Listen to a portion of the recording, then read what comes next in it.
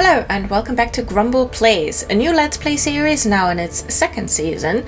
Episodes coming out every Sunday on early access for patrons and supporters, and now, if you've just wandered in off anywhere on the internet, live for everyone.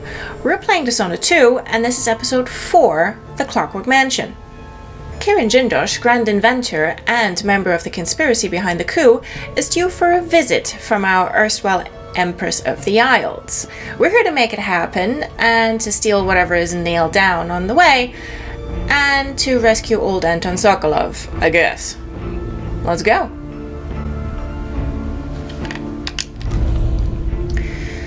Let's go indeed.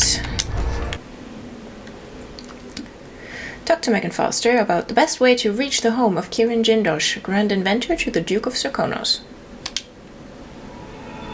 In his day, Sokolov was Dunwall's genius. He transformed our city with his inventions. Electricity for the factories and carriages racing along above the streets. As I grew up, his buzzing and glowing devices kept me safe. His stories always made me giggle, and his outrageous conversations shocked aristocrats and overseers alike. Now, all these years later, Kirin Jindosh is Karnaka's genius. A mad inventor who has given the Duke sinister machines that move like people but aren't. Clockwork soldiers that fight and kill. I've got to find out where Sokolov's being held and bring the old man back alive. Rescue one genius and cage the other before he creates an army of Clockwork soldiers.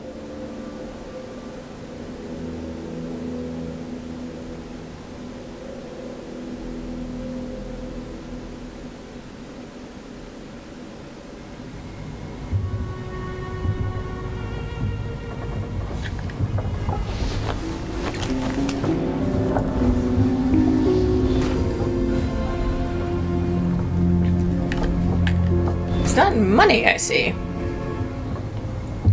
Ooh, we got another souvenir from the edge of the world. And the syringe that we used to cure Hypatia. And a note from Megan. Dr. Hypatia needed a place to sleep, so I cleared the stuff out of the spare cabin. I was able to sell most of it. Here's what's left of the money. It's not a lot, I know. Whale oil is expensive and under Imperial rationing decree. But you know that, Megan. Why are you signing it with your full name if you're, like, you know, living down the hall? But fine. Let's see, what does the travelogue have? Edge of the world. Yep, did we look at that? This boat captain, Megan Foster, she helped me escape the coup, but she's giving me the side eye when she thinks I'm not looking. She's all I've got for the moment, though soon I hope Anton Sokolov will be joining us, my old teacher. Keenest intellect in the Empire, filthy mouth, gone and got himself abducted. Dumbass. So we know now that, you know, Hypatia, or rather her serial killer alter ego Grim Alex, is to blame for that. I finally uncovered how my enemies created the Crown Killer. What better way to erode confidence in me before the coup? If I had stopped to think about it for even a few minutes, maybe I could have kept my people's trust. But that would have required patience. And my advisors always remind me that I have none of that particular trait. Okay, so we were able to find a cure, but we weren't able to rescue Sokolov because he's already been taken somewhere else. The Dreadful Whale. What a weird name. It's hard to sleep on the ship, and when I do, my dreams are troubled. Well, I'm awake now. I'm thinking about Sokolov. I remember him at the Hound Pits pub so long ago, trapped like a beast in a cage. Literally, they kept him in the dog's kennels. Because he's a slippery one. But they couldn't break him. He held on to himself and picked up again as my tutor. Something I needed in the aftermath of my mother's death. Beware of dignitaries bearing gifts, he used to tell me. But I was still a child, and I liked gifts. I thought nothing sounded more pleasant. Now I know better. I also find myself thinking of Callista, my old governess. She always wanted to travel the world on a big boat. Eventually, she left Dunwall, then stopped writing a few months later. Honestly, I hate the thought that Callista died at sea and that she never came home. I don't know, I find that really sad. I mean, Callista's gone, Samuel must have passed away a few years ago.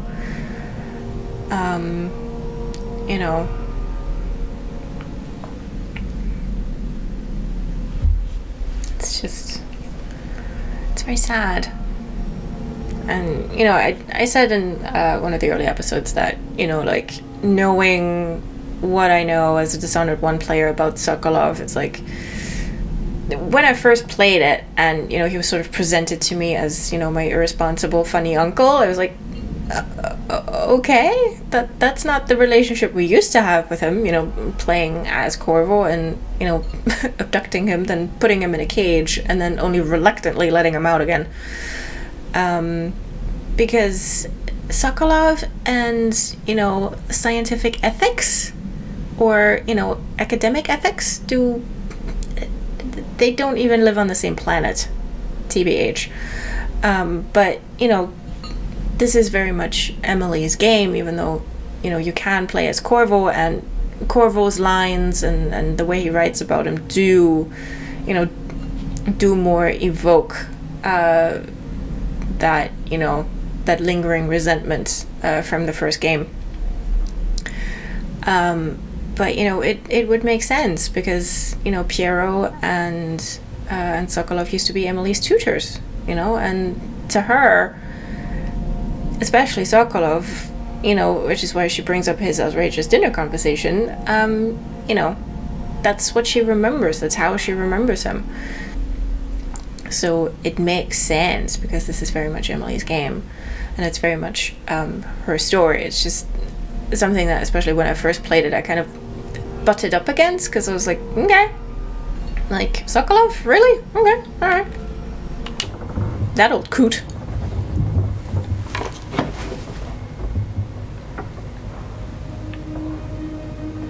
But, it is nice to see him again. I just want Anton back here, safe and sound. How did that old fool come to mean so much to me?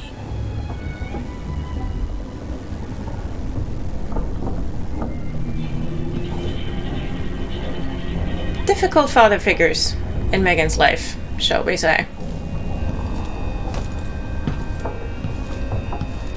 You might want to talk to Hypatia before we head out. She's taken one of the rooms, just for a while, I think. Needed to be away from Admire. Understandably. Dr. Hypatia seems better than when she first showed up. Is it truly possible the good doctor didn't know she was the crown killer? Maybe she just didn't want to. That woman worked so hard during the old Duke's reign. For the poorest people in the city. It's good you found a way to keep from cutting Hypatia's throat, despite the situation. And surprising, really. I am my father's daughter. Maintenance list. Drain engine room, another week, another leak. Wasted hours on it, I couldn't get it stopped. I'll shut the water off, assuming I can find the crank wheel. Something to deal with once Sokolov is safe. Bridge tubing, done. Hull down oil, done. Buy onions, done. Good. We've been busy. I'm going to talk to Hypatia, and then we have some maintenance to do, and I have some snooping to do as well. Nerve of the Grand Guard, trying to keep me from leaving.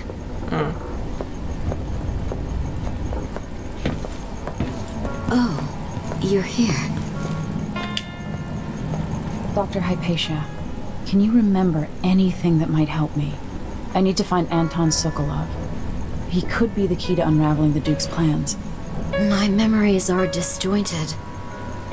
The Duke is close to his grand inventor, Kirin Jindosh. But that man has the empathy of a mantis. He seems to both admire and despise Sokolov. We visited Aramis Stilton. I liked him, but something bad happened. just snatches of memory. Sorry. You should rest easy for a while. Maybe some of that will help. I hope so. I'm not sure I even fully understand what you did for me, but I owe you for helping me at Admire. Thank you. You are more than welcome. My dreams are still filled with visions, some of which I'd sooner forget. When I first got here, I was in a daze, but I'm feeling better. I'm not sure how long I'll stay here, but I appreciate being away from Admire. A few days' recovery has helped. It might be the salty air or the rocking of the boat. Maybe just being around good people again. Maybe someday, Karnaca will return to the way it was under the old Duke, Theodanis. But be careful. Unless someone can correct all this, the next decade or more might be gloomy indeed. Aye. Admire solution. I hope it keeps you strong. It does. Thank you.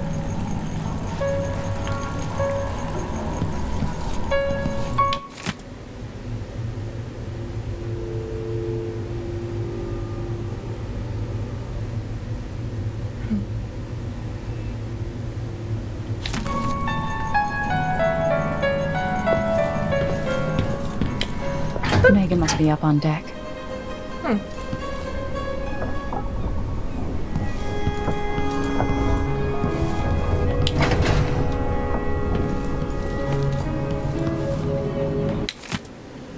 That wasn't here before. Botany and diseases.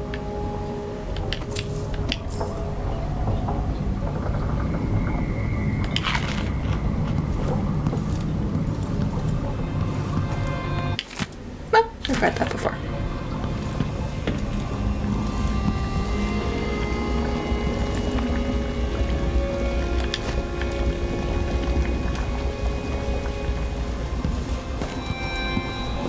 Ramsay and the Crown Killer. 2 pieces of the puzzle. More to go. So the Crown Killer was a tool of the Duke's coup. The murders had a calculated effect. Hypatia did terrible things under the influence of her formula, but she's free now. We'll find you, Anton. I wonder how recently this silvergraph image of Jindosh was made. With a couple dozen Clockwork soldiers, Jindosh changed the Empire. What would he do with an army? Jindosh Clockworks is accepting pre-orders. Yeah, and then... you know, the launch cycle on the Clockwork Soldiers turned out a lot like the PS5. Scarcity of parts.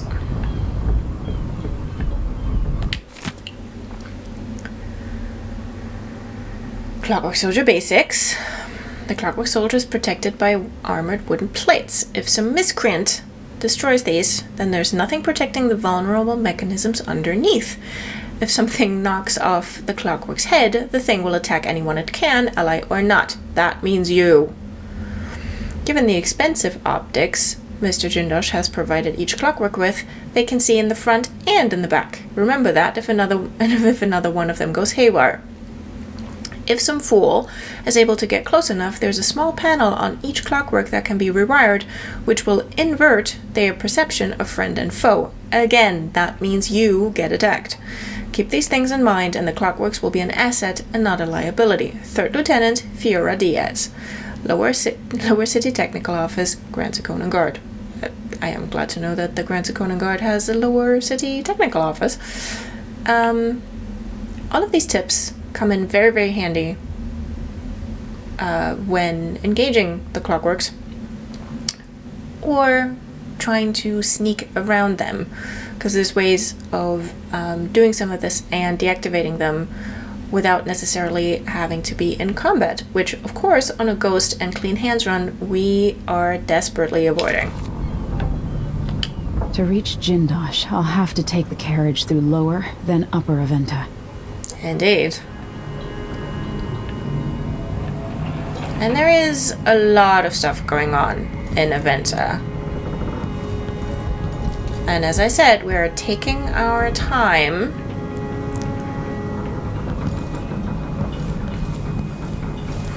So it might well be that I will record in 2 parts this time, and that I will do the rest tomorrow. Oh look, it's a crank wheel.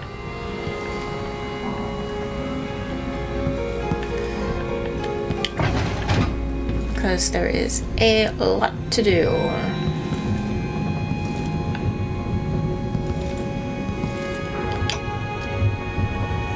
Dearest Emily.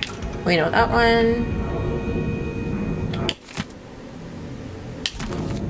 Oh good. That one that we hadn't found yet. Now we have. There's 3. That one's 4? Yeah.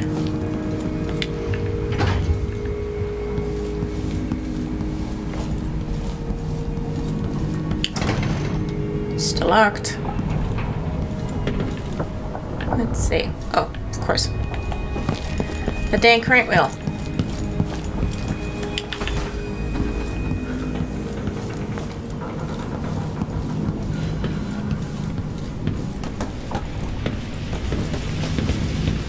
Where was it?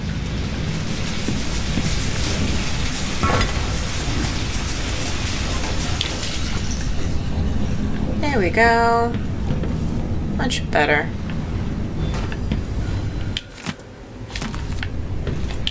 That was upstairs before.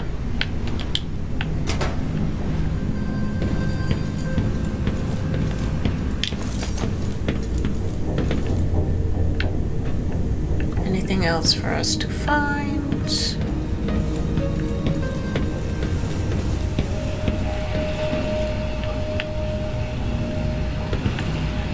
Nope.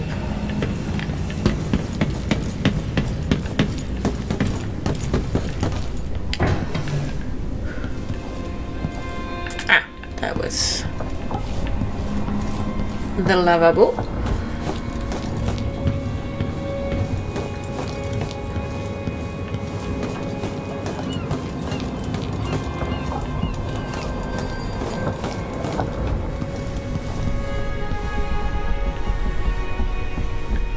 There would have been another crank wheel.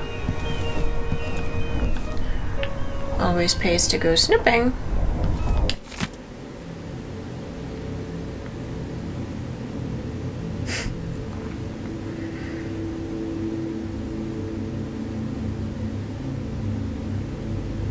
So here's a little bit of backstory on Megan. We could have been good friends at a time when I was running across the rooftops like she is now, watching my enemies from the shadows. I just hope she's breathing tomorrow morning so I can complain when she puts her dusty boots up on the table again. Maybe this is my punishment. I'm bad luck. Yeah, Megan keeps making reference to that, you know, with my luck, you're as good as dead tomorrow.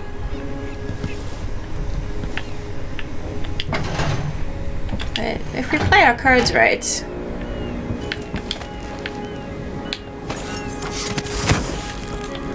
maybe we can give Megan back some faith.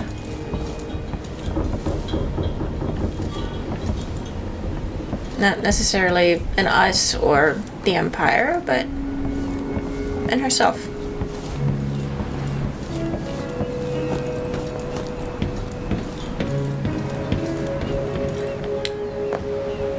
Let's hope your friend doesn't sink the boat while we're gone. Ready? No promises. Ready. All right. Let's get underway.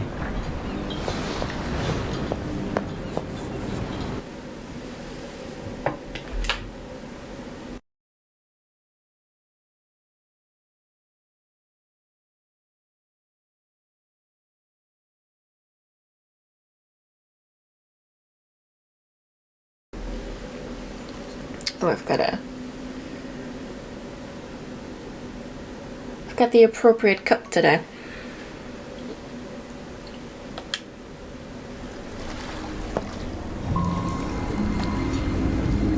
Jindosh is important to the Duke's inner circle. The Grand Guard watches his mansion, and they'll call down the entire city if they find out who you are.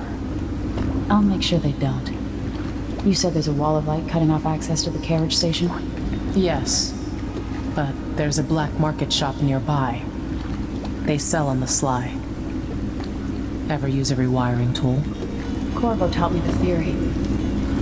Good. Get past the wall of light, then ride the carriage to where Jindosh lives. And there's a reason people are afraid of his mansion. I'll get it done.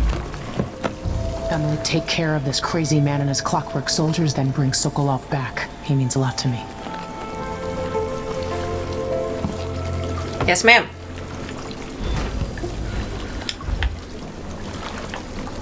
His home is supposed to be full of marvels. Locals go in as a test of courage or because they're desperate for a meal. Kids, even. People say you can hear them at night, pounding on the windows, calling for help. The carriage will take you fairly close to the mansion. The Duke looks after people like Jindosh. When you're done, meet me back here. If you can't find a rewiring tool, and you manage to get to the other side of the wall of light, there should be a power source somewhere. A whale oil tank or windmill. Turning it off works just as good, and nobody gets burned to ashes. Careful with the wall of light. I once saw a kid dare his little brother to touch one of those things. A second later, nothing left but dust. The Duke's circle is full of clever bastards, all working for a percentage. But no one is like Jindosh. Not since Sokolov. Jindosh entered his Clockwork soldiers in the Duke's tournament. The Blade Verbana. No one can beat them. Corvo won that when he was 16, didn't he? But he never faced anything like the Clockworks. Jindosh won't care who you are or what you want. To him, it's all a puzzle to work out. He looks at you like he wants to take you apart.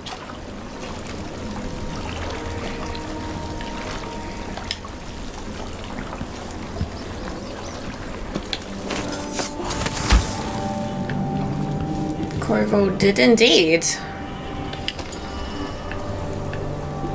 win the Blade Verbena. At the tender age of 16. That's how he got noticed by the Duke, Theodanis.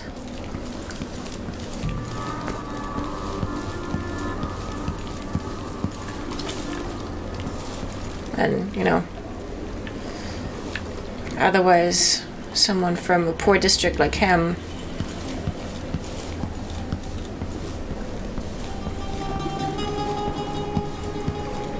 would have remained a street kid, but the Duke got him into the Sekonan Guard, and he rose through the ranks pretty quickly. And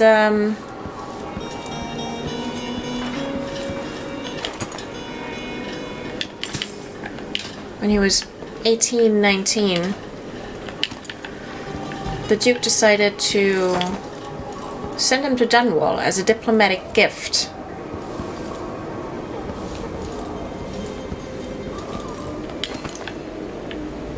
As protection, basically.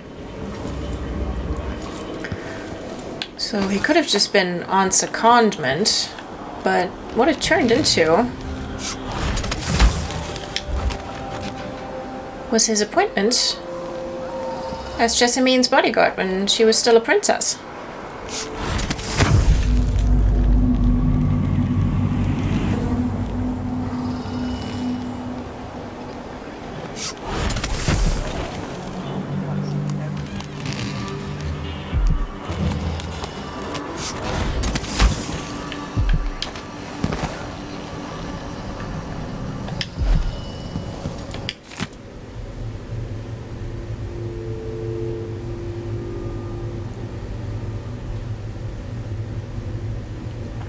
my interviews, I have gleaned that there is not a single citizen without visions of the void at one time or another.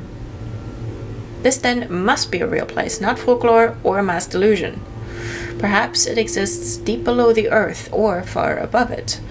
Perhaps it is right next to us but hidden, some trick of the light or wondrous curtain bars us from fully knowing it. And we all but wait for a natural philosopher to unlock the phenomenon to show us how to see it at will.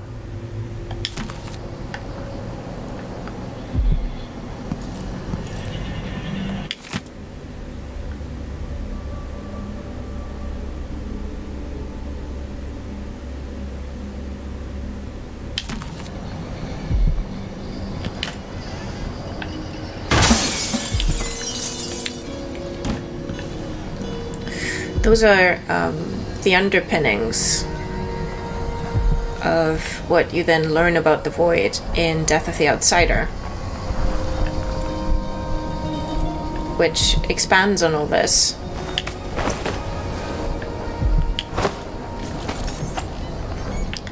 And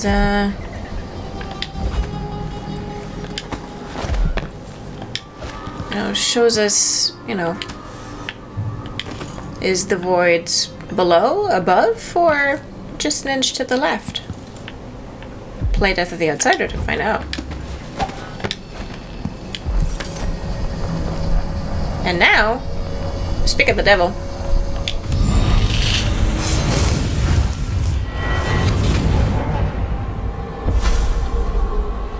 I'll tell you a story about Kirin Jindosh, a prodigy from Karnaca.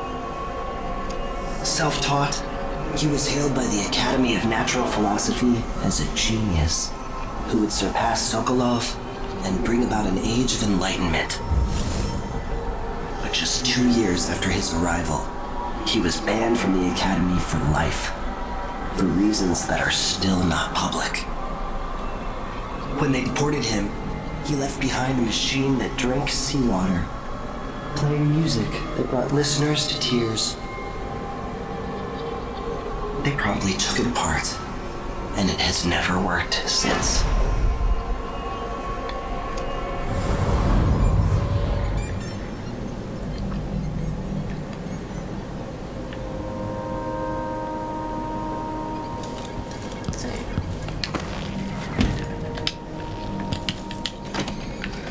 So, Oh, good morning. Oh, we've only one left.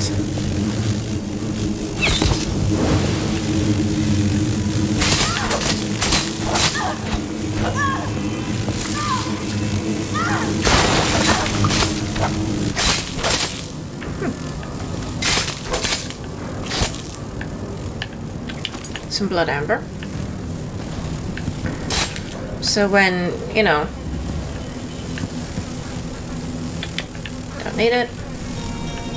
Some health, maybe?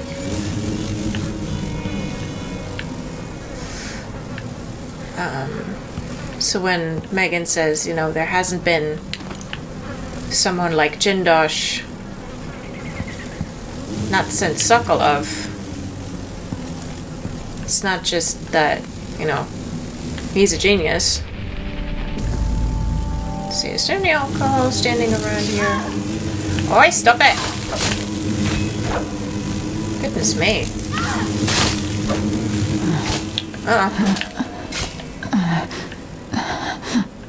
Okay, is there any fuel around here?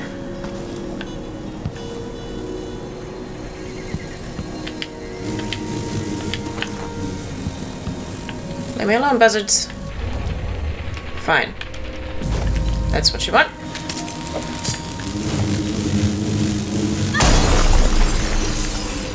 That's what you get.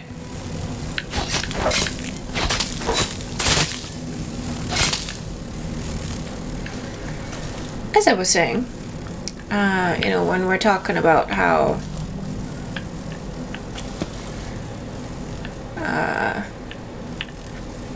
there hasn't been someone like Jindosh since Sokolov, it's not just, because he's smart, But that empathy of a mantis? That counts too.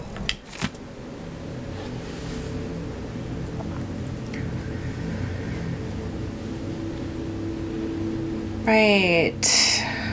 I convinced our little group that less gentle methods were needed if our desire to meet the outsider was sincere. Blood fly fever, voluntarily induced. That will be our way to the void. Because, you know, near-death experiences... Oh! The blast took him off the table, huh? Goodness me.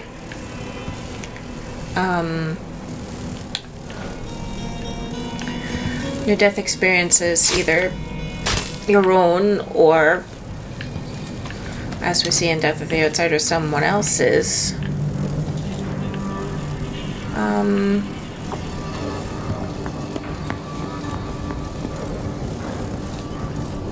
Can trigger visions of the void, and of course, you know, are those just visions of concepts that are, you know, so deeply ingrained in the cultural consciousness that everyone kind of sees the same thing? Or... oh, is that a book? No, nothing to read.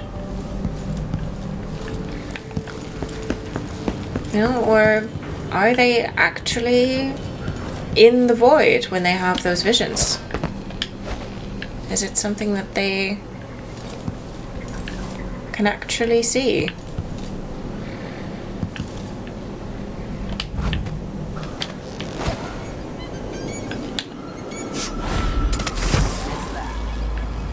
It's a mystery and oft debated. Just once I'd like to see her buy the drinks. Just one time. Is that too much to ask? Well, apparently.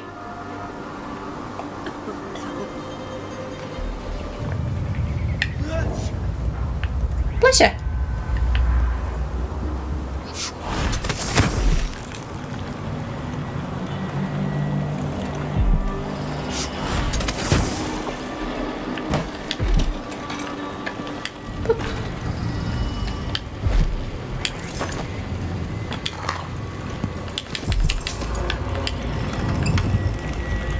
Well, he's dead. Hot cocktail. Ooh, we've got acrobat. Neat. Exploding bottles inflict damage over a wider area. We're not really doing that today. Shooting silhouettes. Enemies miss more often with ranged attacks. You are more visible to enemies. How about absolutely not?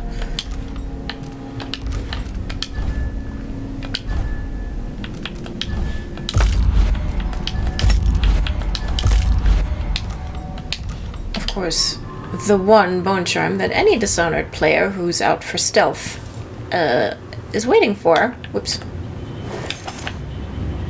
is strong arms. Here's to hoping.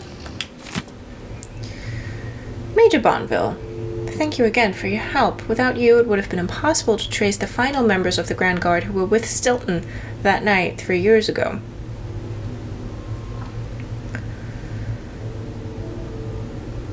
I'm also sending a small flask of a liquor that is close to my heart, made from the pomace left over after wine grapes have been pressed. Please think of me as you enjoy.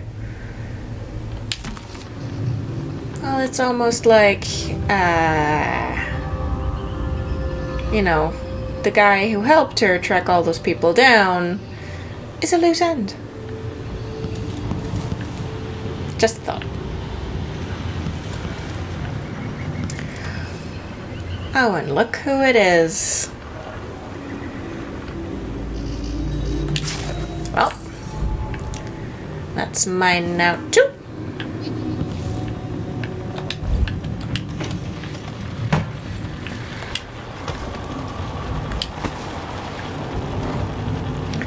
Now, there are several ways to get around.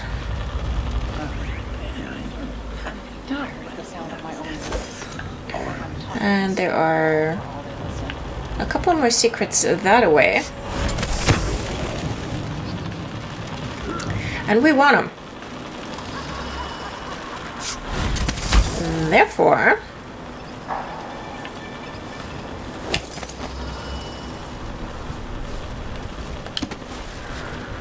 But let's enjoy the view for a moment. Well, we can do some housekeeping because we have 7 runes.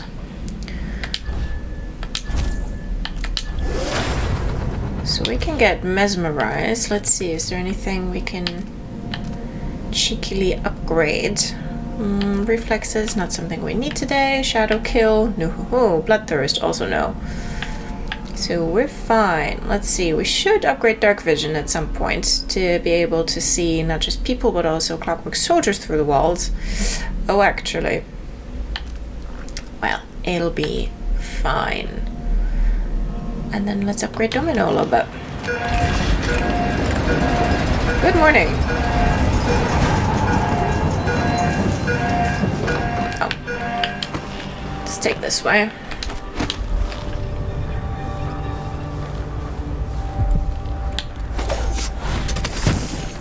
Boop.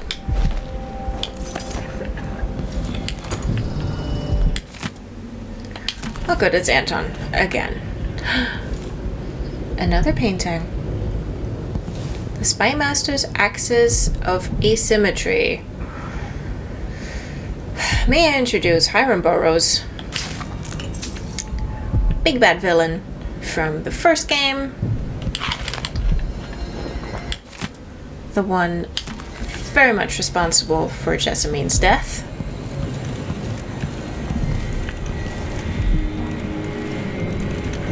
Let's just thieve that out from under the thing. Fleet Fighter is one I love. Your movement is not slowed when your weapons are unsheathed. And your weapons have to be unsheathed if you're using powers. Therefore, sneaking with blade in hand, preferable for a quick getaway if we are in any danger of being spotted.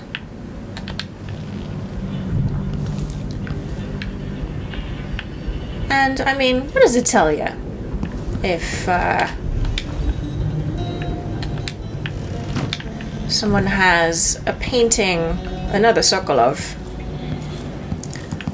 of Hiram Burroughs in their apartment, huh? A note about the conservatory, and there's that name again, Brianna Ashworth.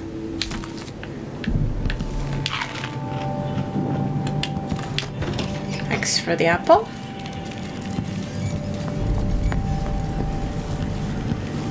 What indeed does it say about a person revering Hiram Burroughs?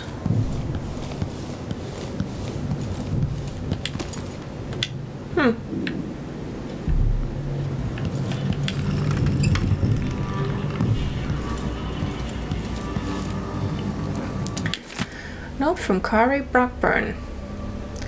Janice, you'll find everything in the safe. I've written the combination in the usual place. You know where to look. I changed all the safe tumblers recently because I feel like I'm being followed. Pretty sure I heard shuffling around and heavy breathing from somewhere nearby in the dark while I was closing up the office for the night. It's not the Grand Guard this time, but we're being watched for certain. It's probably safer to postpone our next gathering. Can you warn the others? I'll leave for Colero, or I believe it's called, or I believe it's pronounced Colero, but an NPC earlier in the game said Colero, so when I'm done with today's clients, Corey Brockburn. It's interesting to note that Corey Brockburn was one of the victims of the Crown Killer. In 1851, so 1 year before the events of this game.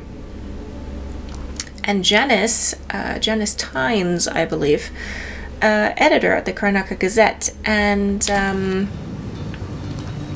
shall we say, writer of a few incendiary pieces about Emily and to a point, Corvo. And both of them got moided, but why? Who would do such a thing? You know, why would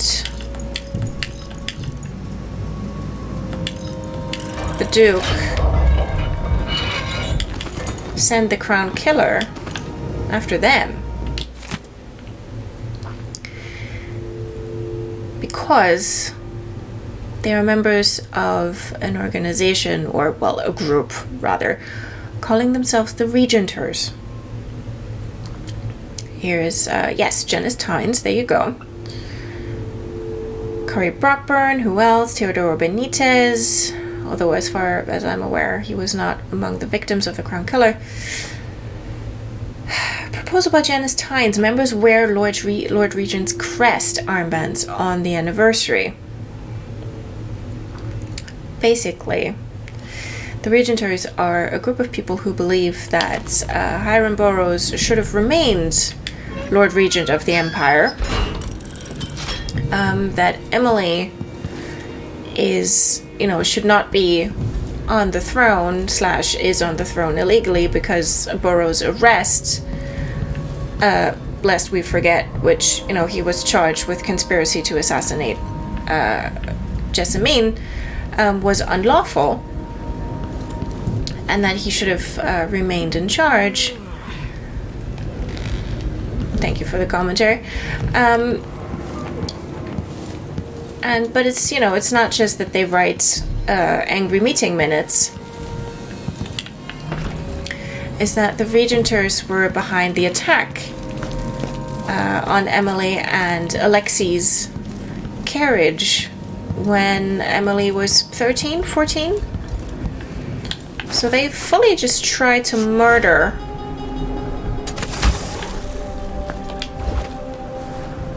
a teenage girl because they were butthurt that their favorite fascist despot was not in charge anymore.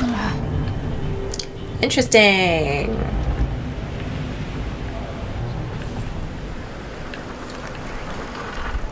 Can't stand my own stench. I believe it is canonical, or it's definitely canonical that I'm bored. Alexei, like an absolute badass,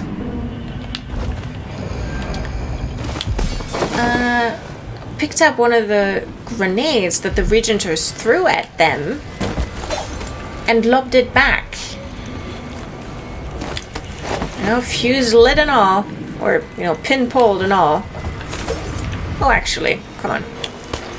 But she said, nope, not today. And threw it back at them. And I'm not entirely sure anymore, but I believe...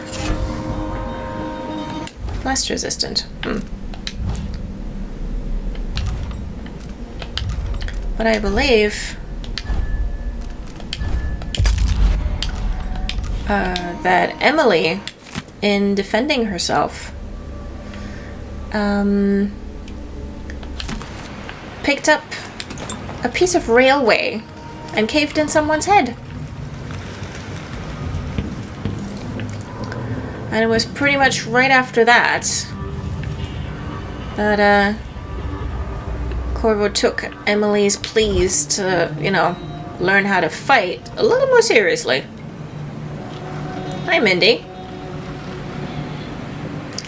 Citizens of Karnaca, the Howlers are not your friends. Mindy Blanchard, wanted by the Grand Guard for various crimes and gang-related enterprises. Dangerous and not to be trusted. I like her.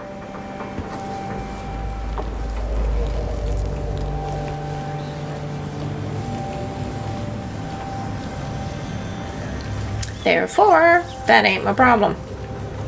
Oh, we don't have that key yet, of course. Oh. Is there any other getting into it, is the question. Nope, we really don't need the key. Fine.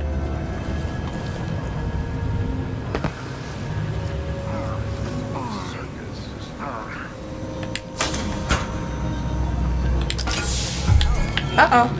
Oh! Well. Morning! Ooh! Who's that? That was someone running straight to a whale oil tank. See, I keep telling you, tripping over those things, not good for you. Not good for you. Nope, not good for you. This is the Oh. Duke. Oh. Just awoke from a dream. Mm.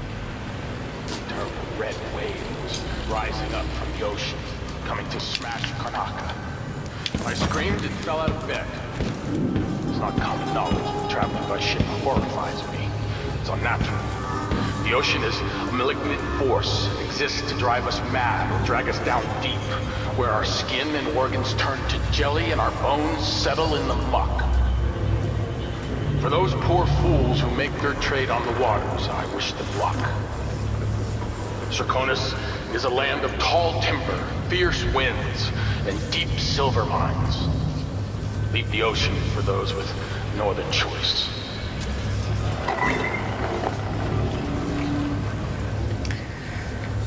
So that's what Luca does when he gets out of bed.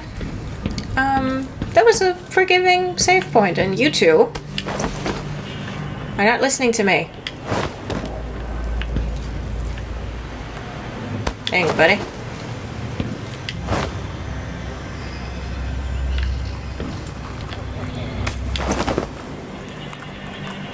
Today's a no bones day. Apparently. There, that's better. Alright, come on. There you go! They're friends! Alrighty, pick that up. Pick that up. That was a forgiving save point. I mean, if he came in and I could choke him out, then there'd be nobody to complain that the wall of light is off.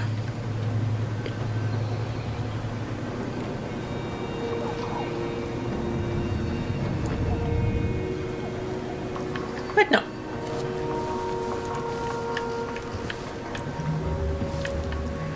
Can't get out through that window. Can't get out through that window. As you were.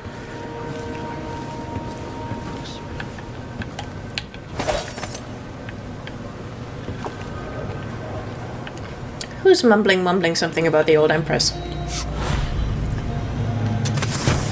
That's me, buddy.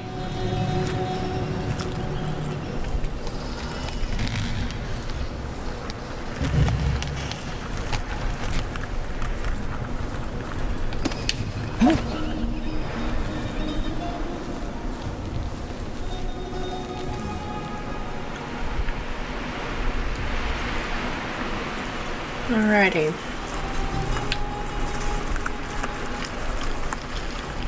Can't quite remember if this jump tends to murder me. Oop. Emily, be careful.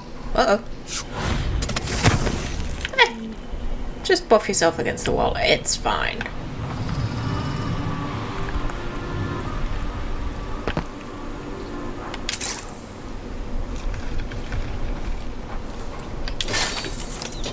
Incendiary bolts, thank you. I'm bored. Someone should have come through already. Hush. It'll tip off the mark.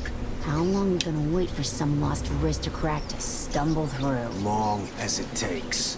You want to eat, right? Maybe this ain't such a good spot for an ambush. God's shaking people down. More blood flies this year. People just ain't walking the streets anymore. Getting hard to make a decent living. They would have died, but for the food and whale oil he brings them. You know, if you want to play Dishonored hardcore without your own, or without Corvus or without Emily's moral compass, you can always just, point the heart at people and let the heart decide whether they live or die. So he would have been alright. He found a packet of powder, snuck some into his cup, and waited to see if it was poison or just talcum. She would have been for the butcher.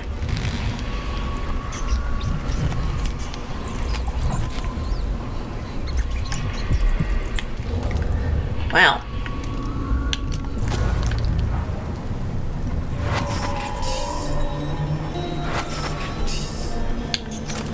Tell you what, let's make it easy for ourselves.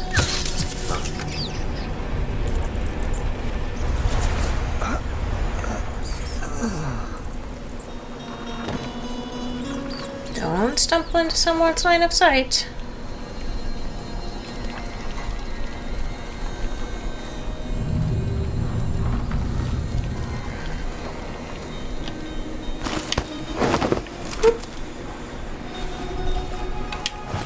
Okay, rats, remember, no eating these guys.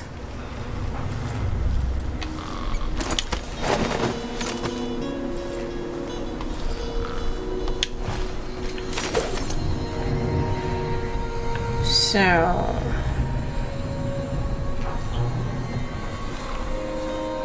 this is one way to approach the situation.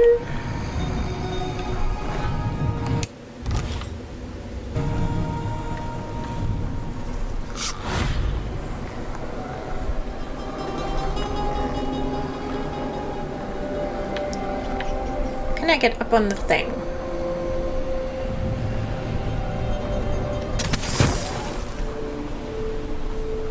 Okay, that's fine.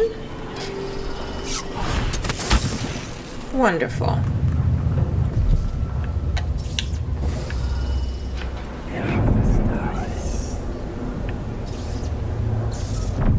Now there's one down there.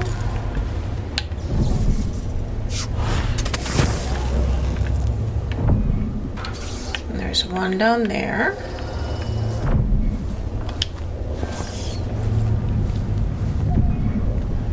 And there's one lurking there. Do they have line of sight on each other?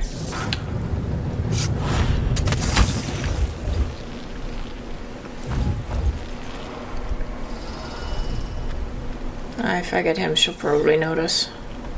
Something's happened, they say. Not safe, they say. Well, I got news for them. It ain't never safe for the likes of me. Ooh, we got an edgy one. Let's see, how many people... Okay, for now I can only get 2.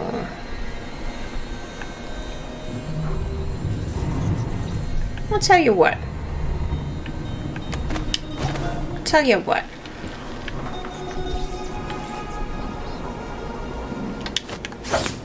Oh. Not this time. Okay, Emily, you know, did her best.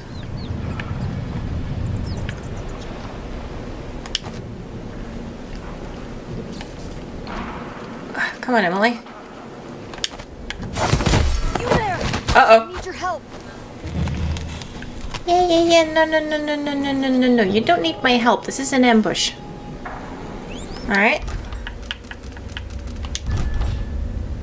And the stats reflect this. Spotted by enemies. So we will not be falling for that one, thank you.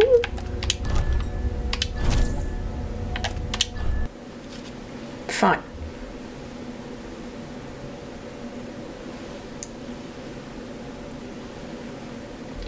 I could just try the sleep darts.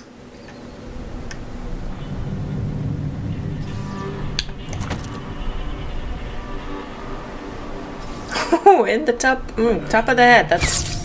You there? I need your help. Okay, so she's just... waving?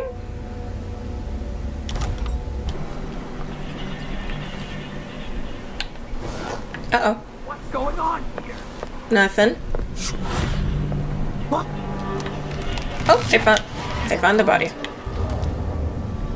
Okay, so she saw something.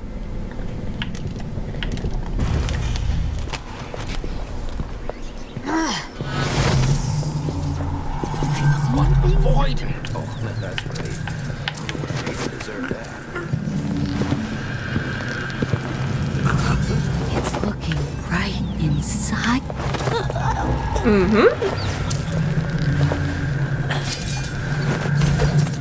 Oh, I love your earrings. Yael, you screwed me! Paolo was where you'd said he'd be, alone. We knifed him 50 times. He was choking blood when I drove a rail spike through the side of his head. Then he was just gone. And there weren't nothing but a bunch of rats. Not sure how he pulled that trick, but he must have known, scumbag. Yep. Just, trying to knife Paolo does not usually end well for the offending party.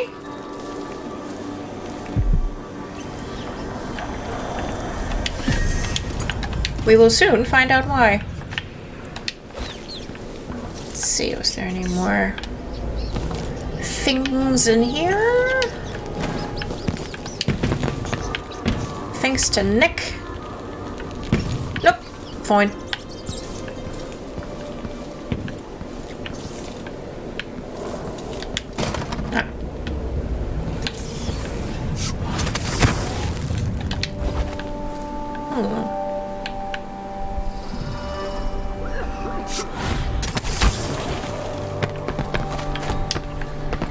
Now, where we do want to go now is the black market shop.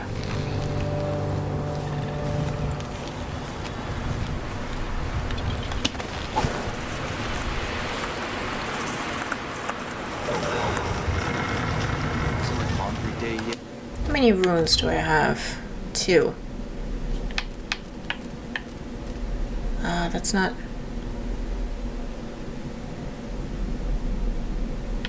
Which one's that? Premonition. Visualize enemy routes and their current destination. That is quite handy. Gotta be soon. Can't stand my own stench. Uh-oh. Hey you, come back here! No, I will absolutely not. Was that not sneaky enough? Fine.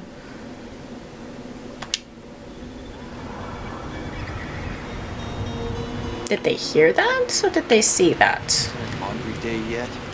Gotta be soon. Ah.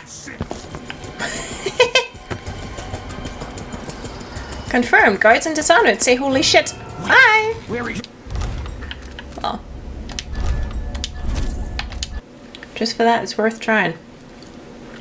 Because, you know, silent takedowns are usually silent. Very silent, but... must have been him from back there, wasn't it? Nothing. Worse than nothing. Because I thought it was him, but yeah, it was him. It was him. Because, you know, you might be silent, but you're not invisible while you're throwing yourself off a building. Sadly. Let's see, if he comes back, well, that guy is still walking that away. Because he does keep going for a bit.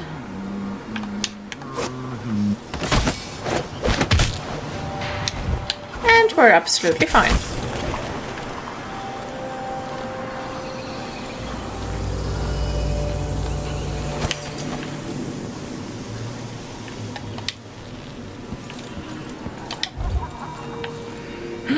Paolo. Here's himself. Leader of the Howlers. Same text as for Mindy. Grand Guard is just not creative.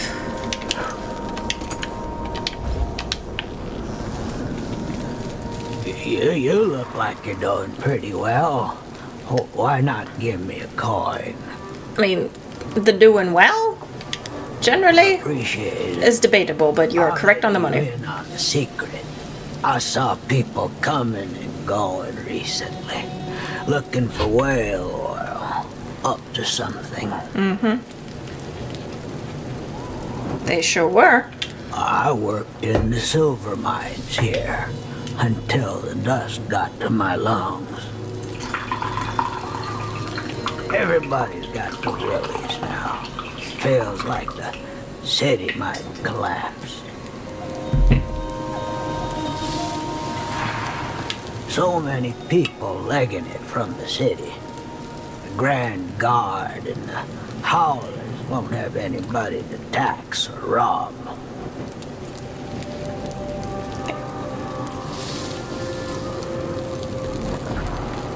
Thank you. So up to something, huh? You watch yourself. The Grand Guard aren't too friendly to strangers. Oh, I've noticed.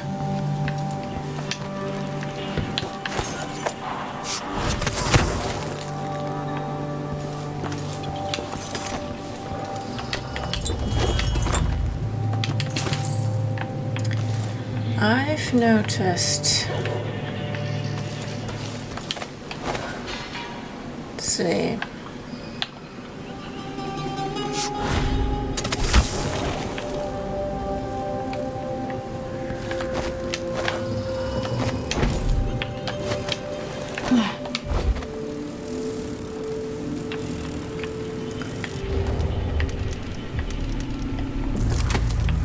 See, is there any alcohol lying around? Nope. Maybe down the hall.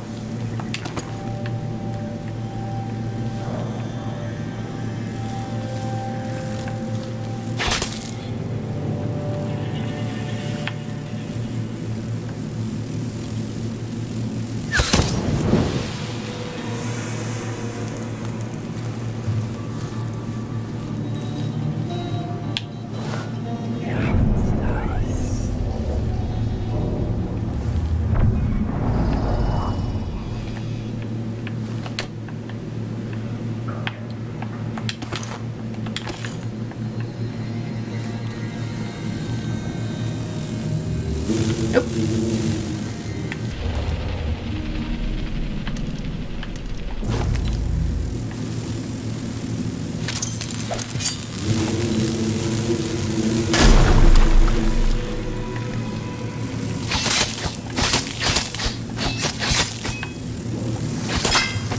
Bonk.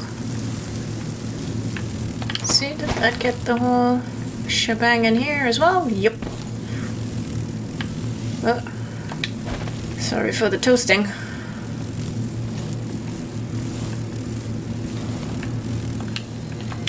But there were some bathing salts.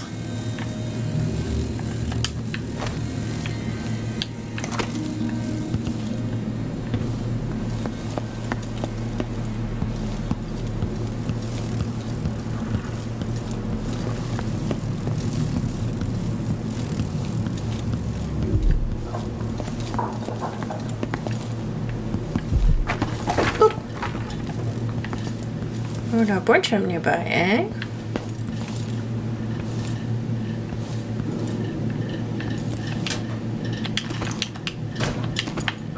Tivian ore up the wazoo. And a globe.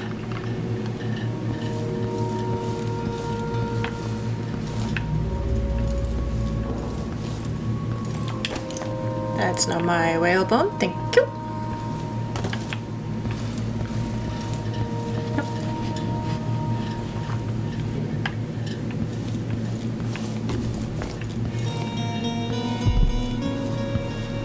Impressive how you managed to get there. Be careful. Those people with the oil tanks might still be around. Thanks, buddy. And indeed, they might just be.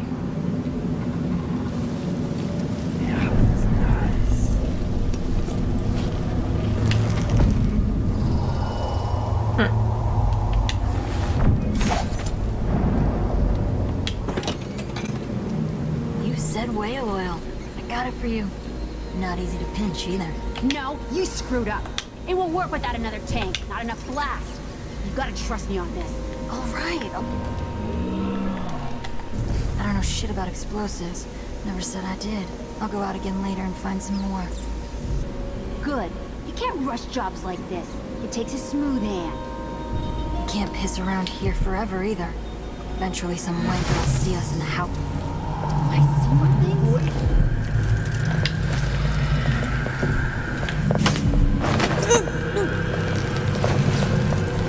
I'm ashamed. Just looking at it, I'm ashamed.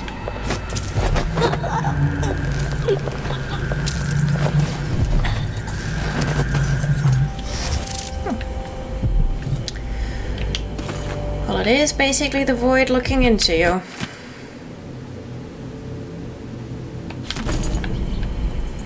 And the void has a way of showing you who you are. So what's on the other side of this is the black market shop. They are trying to break in and make some money. Which, you know, those sitting in glass houses and everything, because,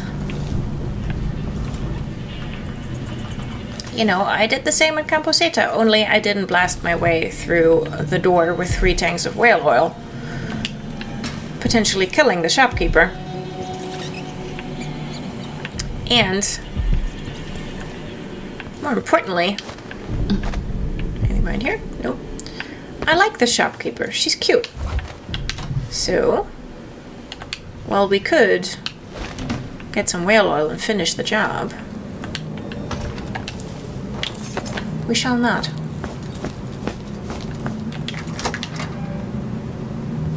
Thanks, dude.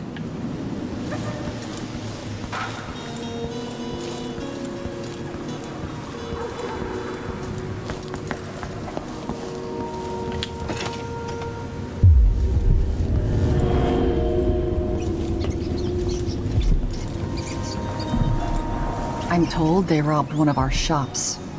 I'd like to see them try it here.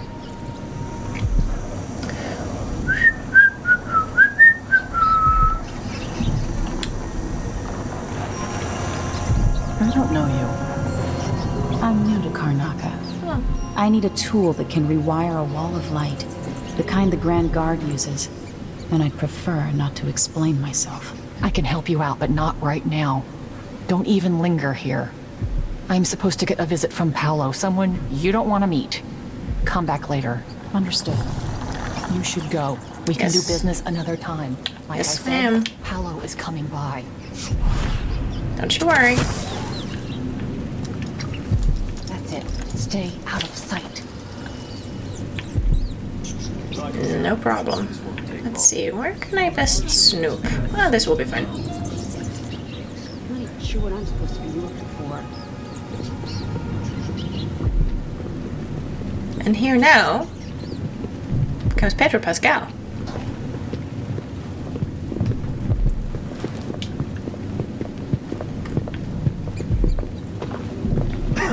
Deep in the mines, that's where I'll be. Don't bother to call, don't bother.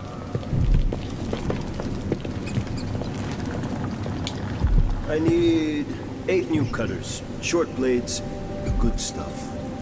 Morley steel. I know what you mean. Do you? Because last time you gave me some backwater foundry garbage that wouldn't hold an edge and snapped against Grand Guard armor. I got taken on that deal too. But I'll make it up to you, Paolo. Lop off maybe 10%? 30. Because I like you. By next week. That's fair. I made a bad faith trade and I regret it. You'll have the cutters, I promise. Good, good. These are strange times. Overseers in the Dust District, a witch Empress, and these Clockwork soldiers protecting the aristocracy. All bad for business. But if I get my way, Karnaca will be a different city a year from now.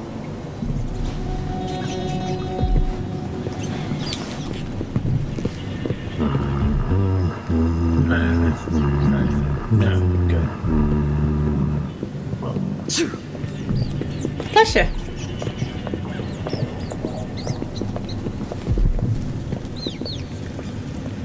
And off they go.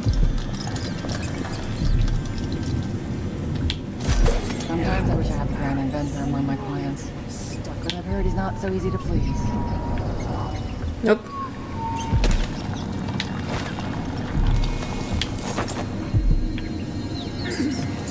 He's not nice, generally. I need protection. The Grand Guard doesn't do its job. Well. Let's see, what have we got? Hardened Bolt, Instant Sleep Dart. Yes, that's what we collected last time.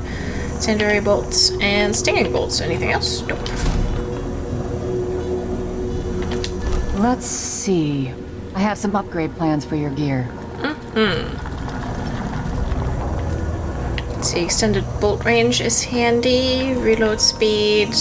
You know, I sleep in the shop most nights. The city's not safe.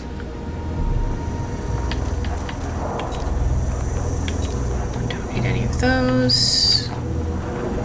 One charm slots. We'll do fine for now. Refined lens optics is always good to have. A pleasure to do business. Sword crossing, that's fine. An additional charge on the stun mines where we're going. We'll need them. You won't be sorry. And this one too.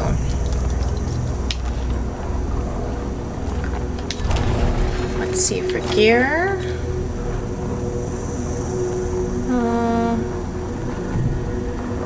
Were there any sleep darts to find?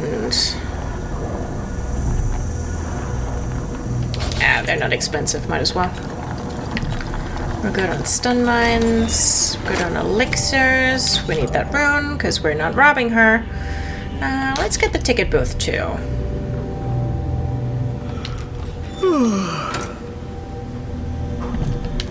This is what I have for upgrading your equipment. Tell you what, let's get bolt range and accuracy. Reload speed, since we're moving at a slower pace. That should be fine.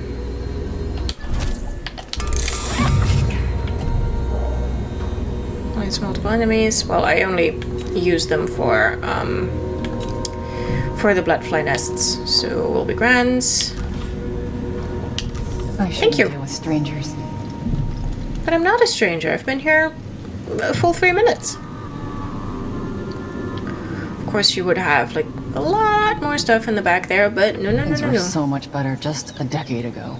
We are leaving her alone, because if we rob too many of them, we won't get to see all the music dues. Tell you what, why don't we? Because you can talk to Paolo. And I think you can walk away unscathed, or you end up fighting him. So let's just give ourselves a tiny save. And then have a chat.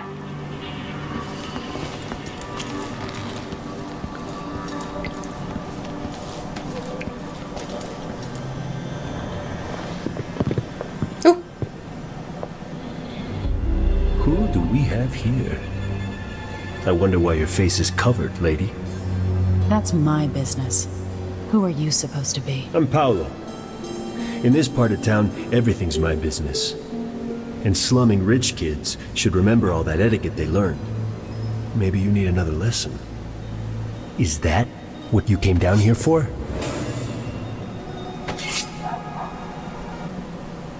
Alright, I'm leaving. This'll be your only warning. Garrus.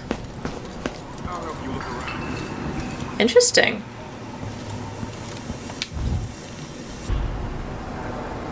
Wait, I'll have a look. What?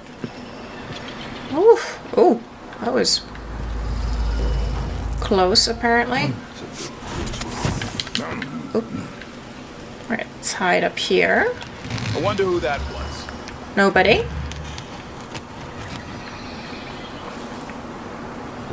Why are you being all alerty? Nothing happened. Everything's fine.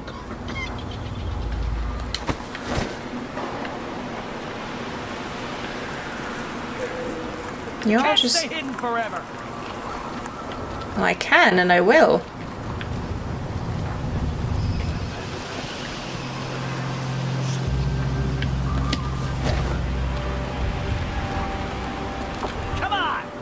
have time for games.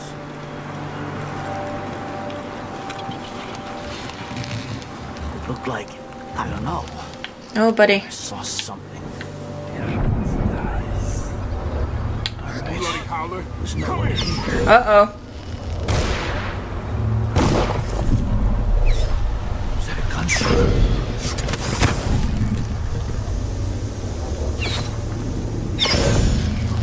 You belong in a prison cell. Uh-oh. Damn it! You won't get away. He's gone. What happened?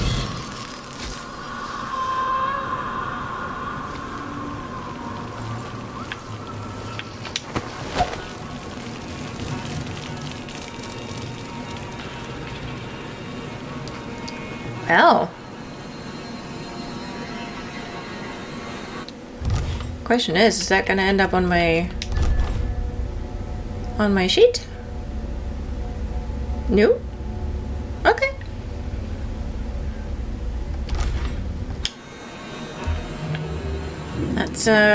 That's fine then.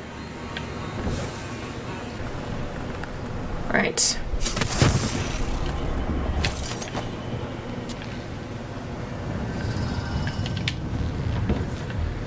Let's see, did we get everything that is to get here?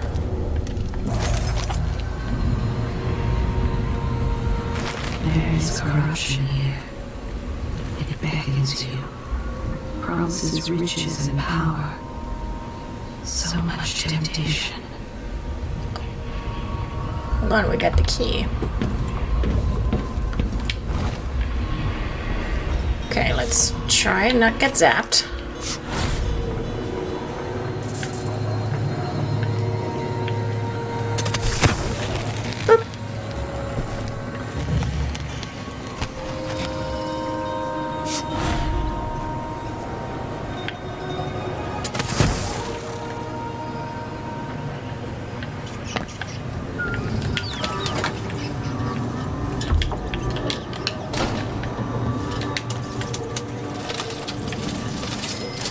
Oh.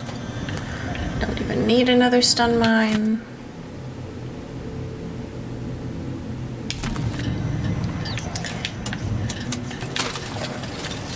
Pyrosonic casing, eh?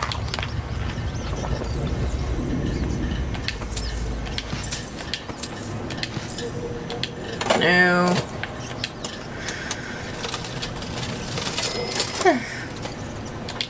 The old Dishonored curse.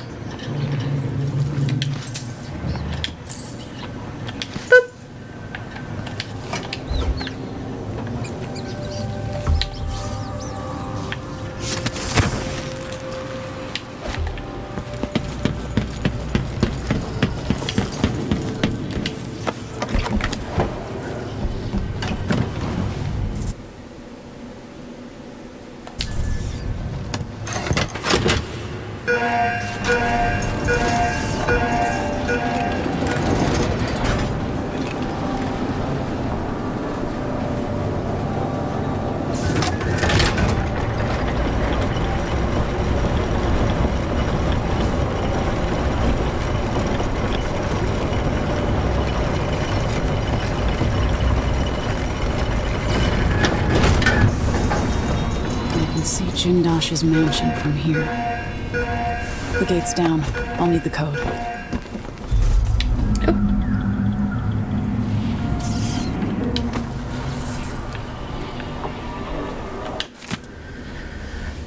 Gate codes.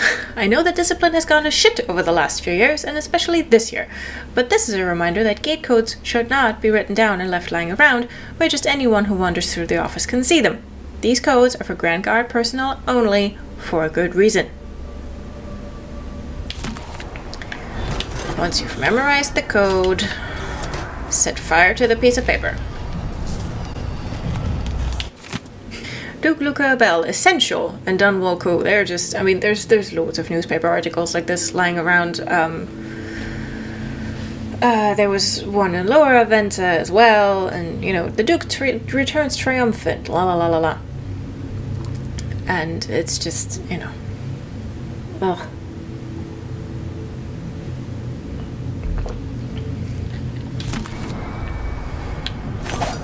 You know, he's 100% her puppet and her puppy. What a fool. I don't know, who was he expecting? You know. And I give him one. I still got me one. But then if I eat it... No, if he eats it, then what? Why are you doing math problems? You don't do this to yourself. And you know, and of course, like, loads of propaganda is like, oh, you know, Delilah will improve the lives of everybody. Or, you know, has already implemented numerous improvements. Like, has she?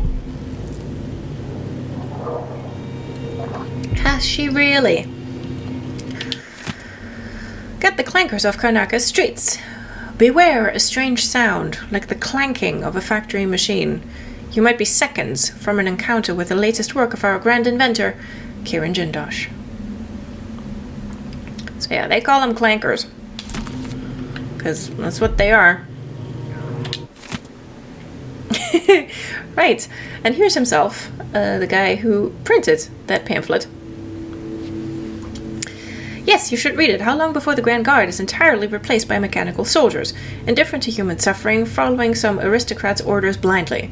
He kinda has a point, Captain. What if the Duke thinks we're not good enough for the job anymore? I don't want to go back to the mines. Corporal, this is hardly appropriate. Imagine, infallible, incorruptible soldiers.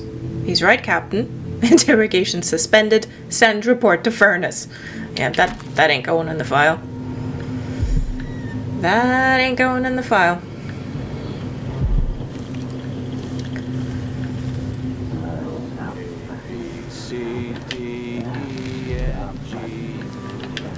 Boop.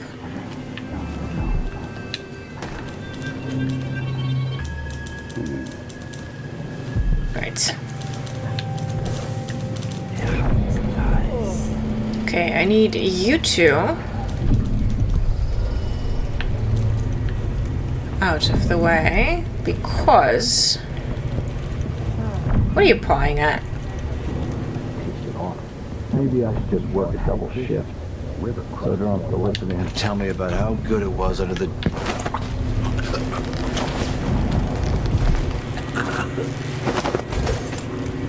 Because there is a, Isn't it laundry day yet? Gotta be soon. I don't know, buddy. Let's go do soon.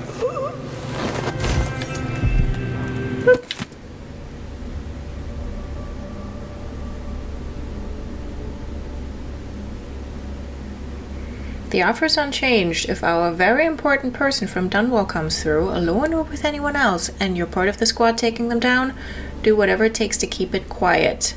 Whatever it takes. Bring the body to me and we'll all gather up. The 6 of us will take credit for the arrest, and we'll split the Duke's reward.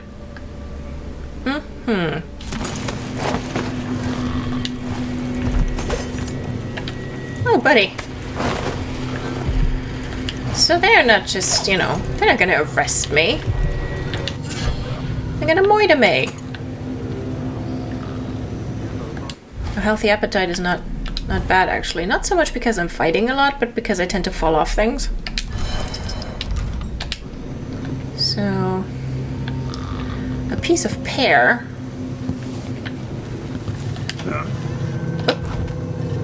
Can really save my day. Oh, right. Windows. It's not something bad.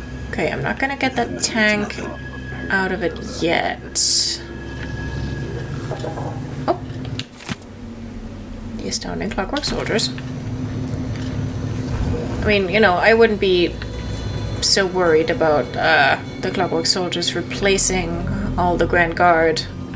Oh good, it's a setup for mugshots. Interesting. You know, I wouldn't be so worried about that happening anytime within the next, I don't know.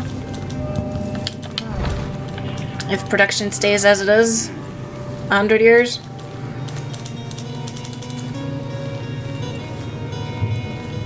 So, not quite as bad. So, you know, worse than the PS5.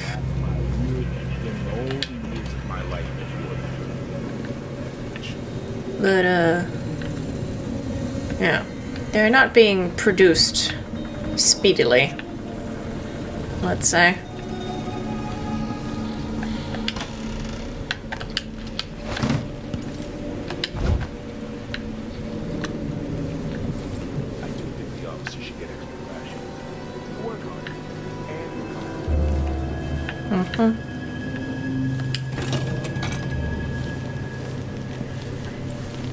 Oh, look! It's a little, oh! It's a little classroom. And there's our two friends.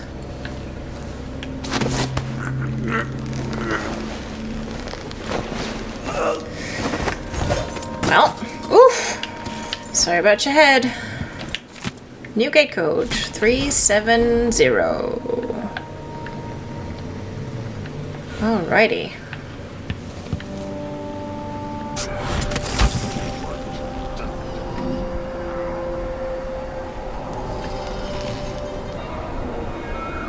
There we go.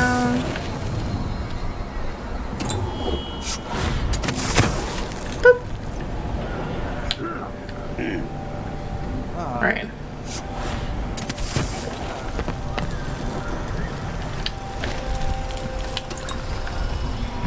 Some solution.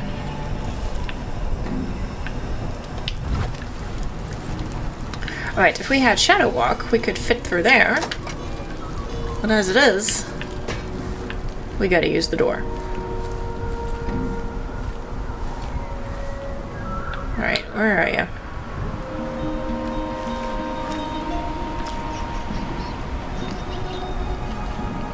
Oh, there he is. Let's see. Any perch up there? There's that one.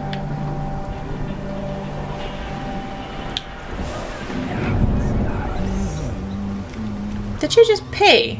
Oh, I bet you did.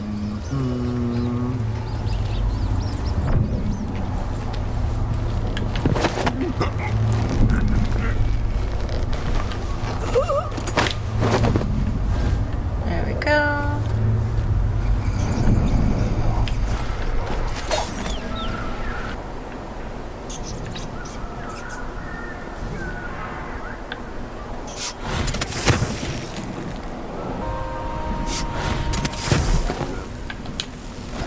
We do want in here.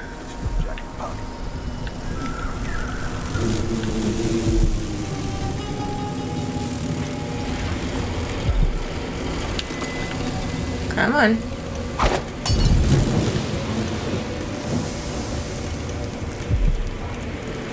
That's them. That's a corrupt bone charm. Oh.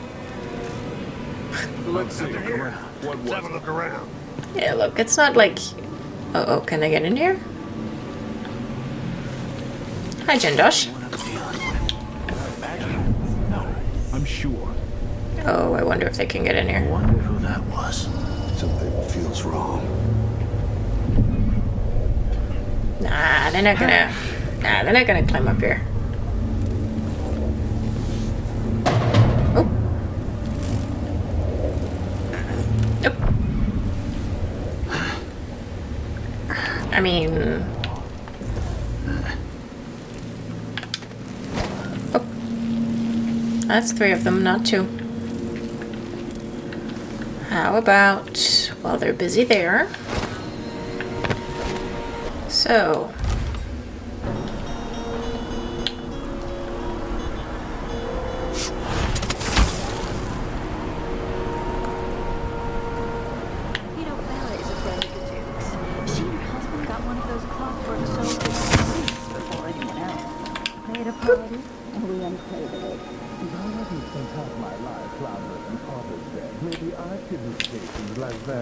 It's all about who you come up with. Couldn't agree more, my dear. So why'd the Grand Inventor take the clockwork away from them? Couldn't they have asked the Duke to intercede? Oh, after the incident, they wanted it off their estate. But it stopped that family of robbers. Surely Bella and her husband were happy about that. Yes, but after it killed the thieving couple and their brats, It slaughtered Bella's favorite gardener. Poor Bella said the back patio looked like one of the whaling slaughterhouses in Dunwall. Repulsive. Yeah, you are. Fucking hell.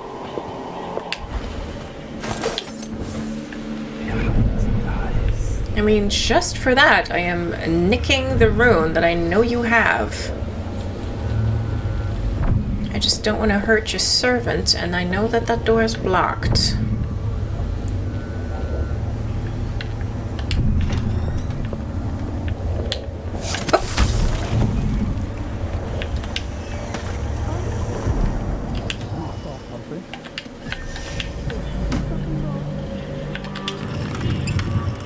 None of you saw anything. Just standing there. Yeah, she's sitting back down. I know that they... I know that they both have a bit of money on them. But... it's not really worth it.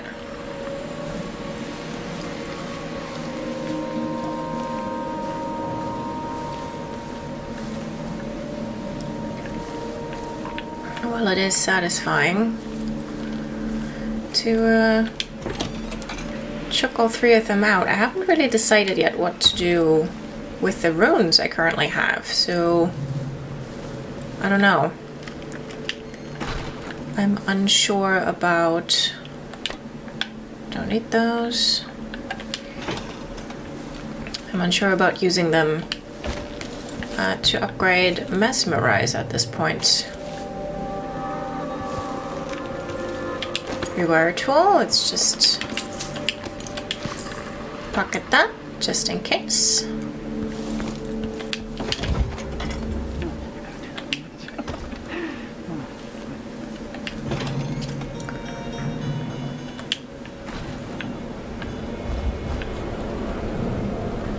Nobody there? Good. Right, so that was a lovely detour.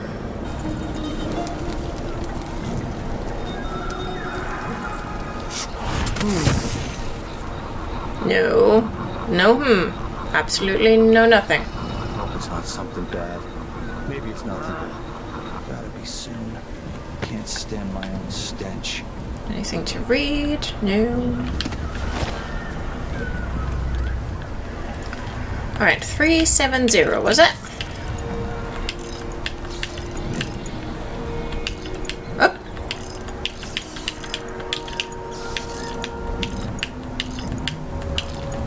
I didn't even need... no. Didn't even need to take out the wall of light over there. Oh well.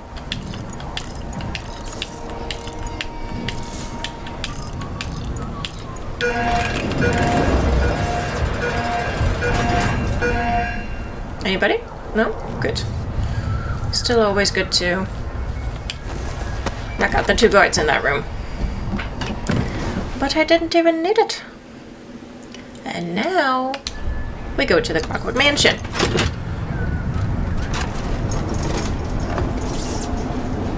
If you don't get the gate code, there is a sneaky path.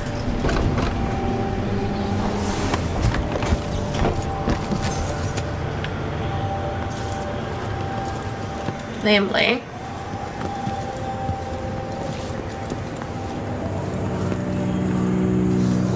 through that bloodfire infested apartment out on that side, down there, down those steps, and over this broken rails, over these broken rails, and then you're here. So if you don't want to bother with that entire building, you don't gotta.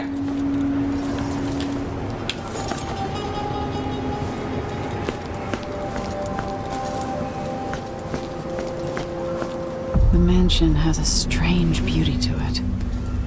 Maybe I'll find a way to end this without killing Kirin Jindosh. Maybe. Hi everybody. I'm back. as you can see, we're in different clothes, and I cut my hair, which really just means I went to the bathroom because I cut my own hair. But, you know, it's still fuck off o'clock in the evening because that's when I have time to record. The cat is screaming, so not too much has changed. Do you want to say hi? Do you want to say hi? Yeah? Do you want to say hi? It's difficult to grab you with just one arm. Hi! Yeah, we're playing Dishonored. Yeah? Do you want to watch? Okay, come on. Yeah. Oh god, no, these are new tights. These are new tights. I don't want you to put holes in them immediately. I know, that's my own fault. Just gonna rub your belly. Alright, so this is recording session number 2. I took a couple of days break because I had my booster shot. And I was very, very sleepy. Hi, cat. But I'm all better now. And all in all, the side effects were very, very mild. So if you can, get vaccinated, get your booster. It's good for you. Ow. Ow. So today we're going to finally tackle the Clockwork Mansion. Hi. For part 2 of episode 4. Hi, kitty. Come on. I know. She'll just keep screaming, but that's okay. So, let's continue. Alright. Alright.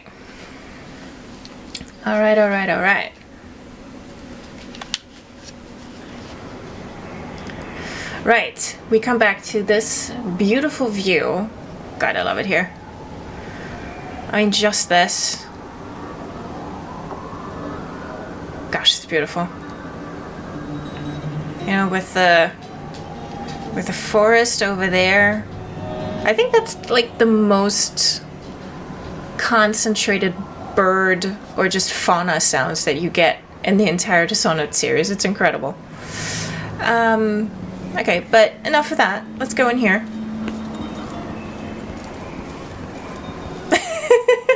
I love that. I mean, is that his mailbox?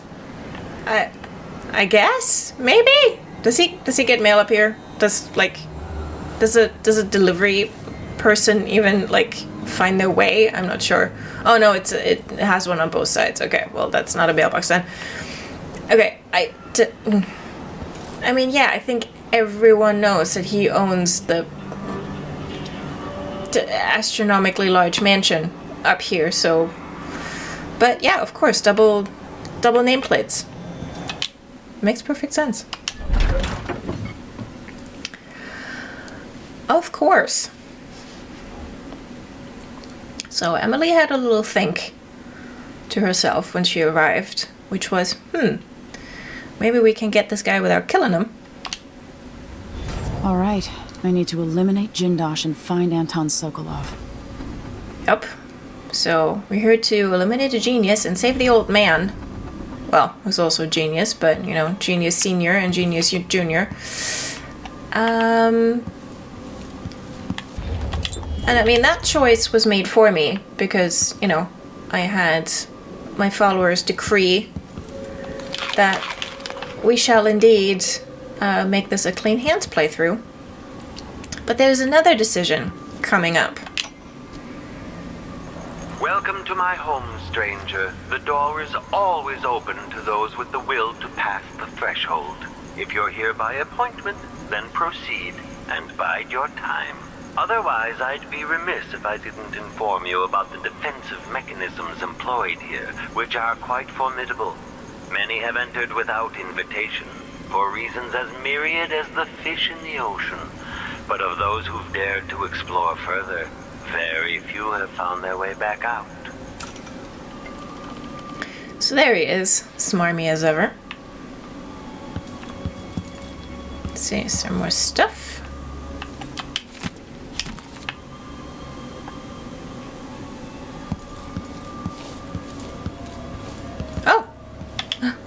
are such strange and wonderful things living down in the deep. Yes. These are a little bit simpler. They're just, well, I mean, I'm guessing lions, just with very long ears.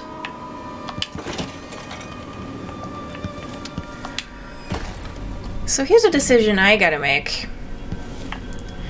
Either, you know, I pull that lever. Pull the lever! Or I don't. And I proceed straight to the space behind the walls in order to get to Jindosh. What's this? Without him ever knowing that I'm here.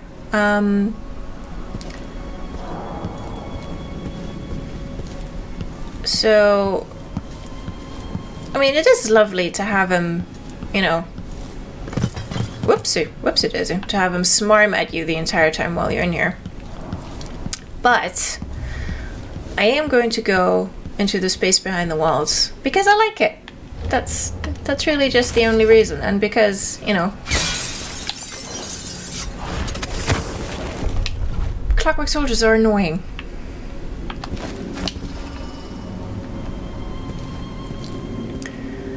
And I don't know, I just, going to the space behind the walls and then taking him out without him knowing that you're there is just incredibly satisfying.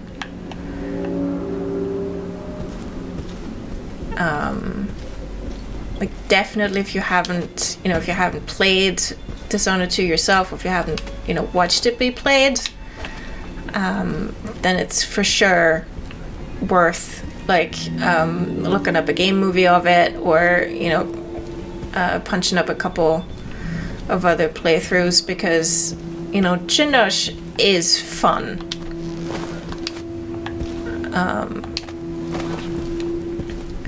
You know, this is just me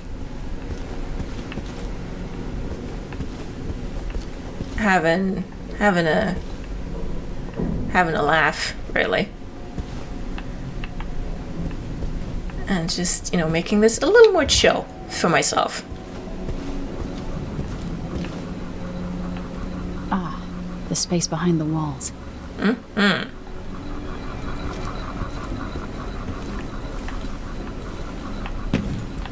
Because I just love stealthing this in that way. But, you know, we'll still get to see, like, all the insides of the house. There aren't any areas that, you know, are locked off to you when you do this. And certainly once we have Jindosh eliminated, we can reconfigure the house as we like.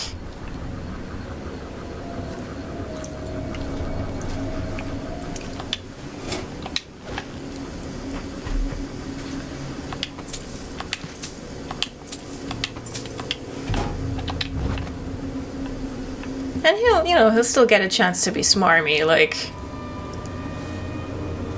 that's just his default setting.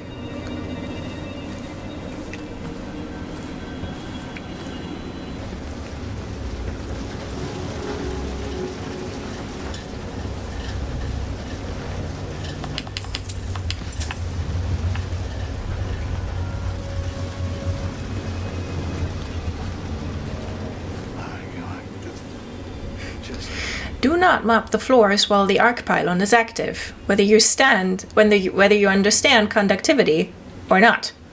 Yeah, no, because, you know, you'll get fried.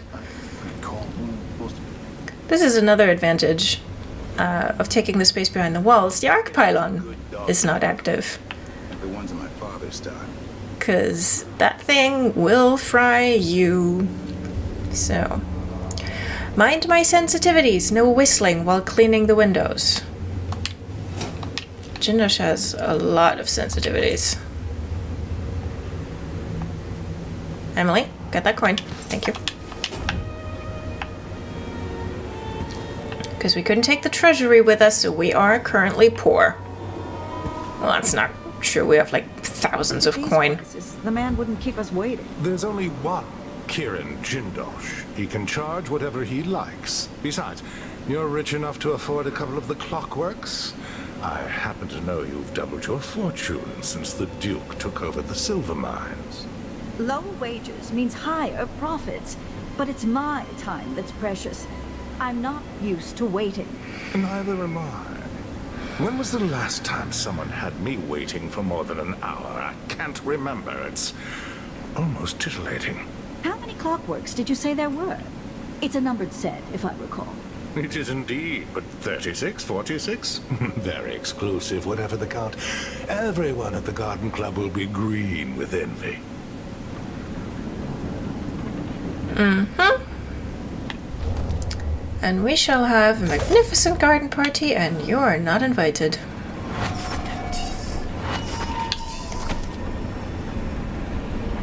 Let's shoot you in the bump.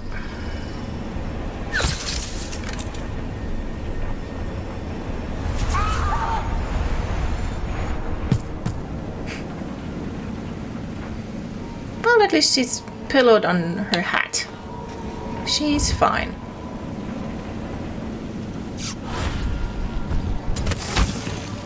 Right.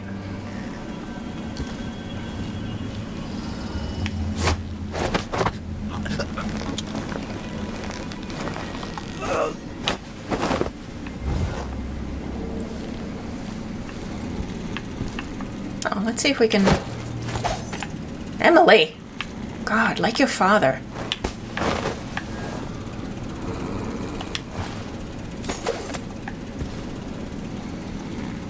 Once again, it's a no-bones day.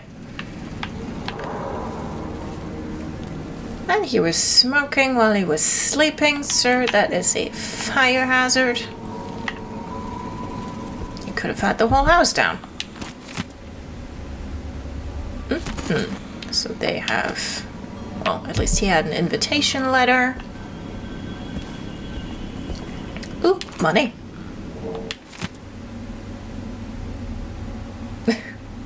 The Astounding Clockwork Soldiers, a precise history by the creator himself, Kirin Jindosh, Grand Sukonin Inventor, Chapter 23. Either those chapters are very short, or that is a very long book.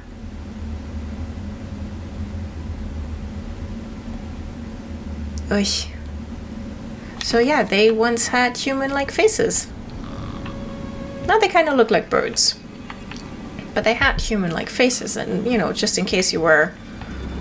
Actually, I'll have to open those, so let's get you over here. You know, just in case you were relieved that you would never have to see those human faces. I think Jindosh has some of those on display. And also the ones with faces feature prominently in Death of the Outsider. Billy doesn't like them either.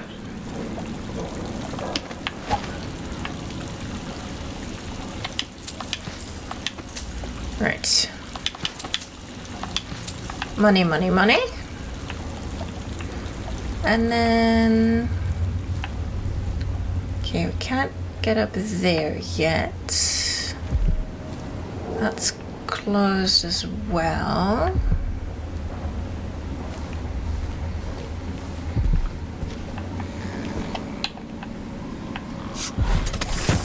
So, gotta get back up here.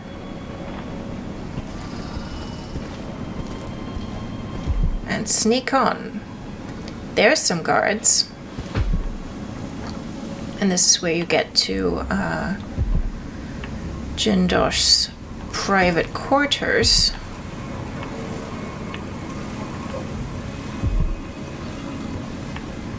But then... there's also more down here.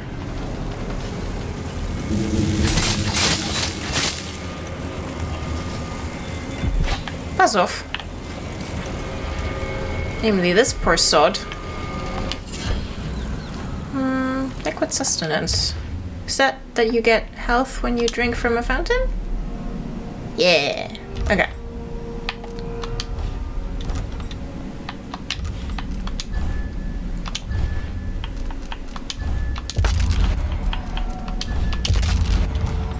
Don't need them.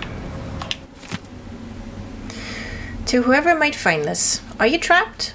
I only know too well your situation. You see, these are my last words. I have found a spot away from the clutches of those things, but for what? I have no food, no water, and now I grow weak. If there was a chance of escape, then I have missed it. Even writing this note saps any strength I have left. I thought I could beat this contraption, this terrible house, this thing that Jindosh has built. But it has beaten me. If only I had thought to bring water or a morsel of bread. And so I say goodbye to you, my reckless friend. Perhaps you too will die here. I'm sorry for that. If I become a ghost, then I will try to help you. Otherwise, fare thee well. Stanislav Shepherd, juggler, magician, thief, braggart, and surely a fool. Poor Stanislav. You deserved better, mate.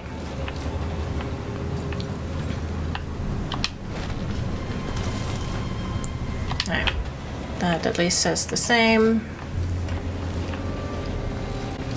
Yeah, people deserve better than dying in this dang house. Right, so that Never earned those medals. You're twice the soldier is the arc pylon. You should say so. It's deactivated now, but it's deactivated by default when it's not, when it's not on the upper level. So I don't think... Oh, let's put it back in there.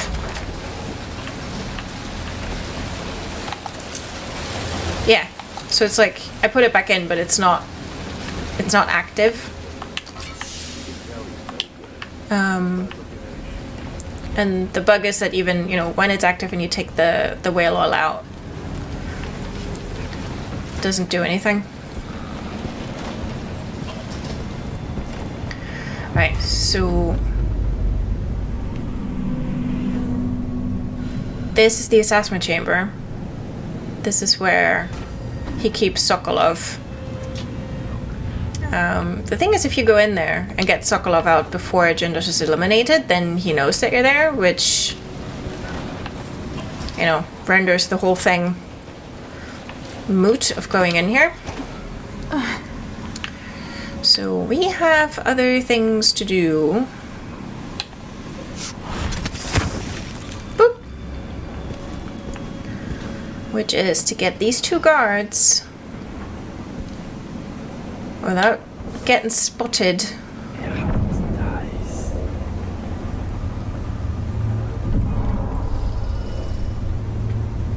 Where's your friend? Ah, just a little further away. Okay. So, because she comes over here. Now has a smoke and a drink.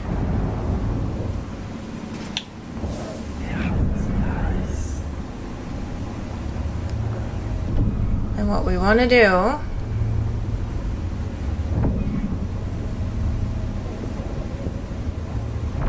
Come on, lady, turn around.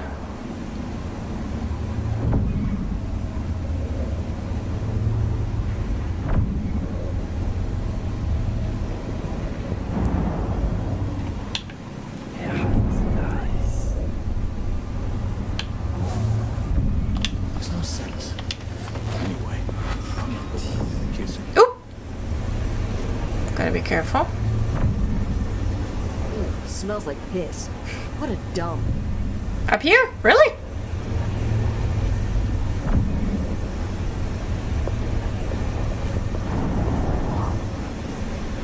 The boys for all I care. I've got enough to worry about without their constant complaining. Bless you. Alright. Okay, so he goes over there. This might stretch too far.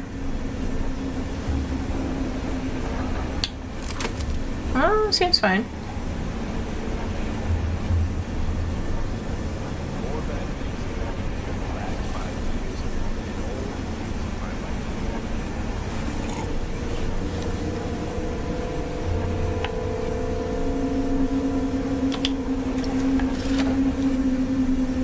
Okay. Don't shoot her in the dang helmet. Okay.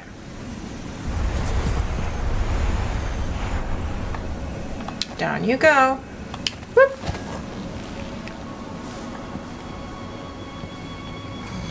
You both unconscious? Not dead? Good. Because if you make a ruckus, that one wakes up. Because that's the other thing about Clockwork soldiers. When they're dormant, as long as you're sneaky, you're absolutely fine. But if a guard spots you, or there's, a commotion, I don't know, if I'd thrown a glass to distract them or something, then they wake up. Because while they're dormant, they're not seeing, but they're always listening. They're kind of like Alexa. Ooh. So, you don't want to... You just don't want to.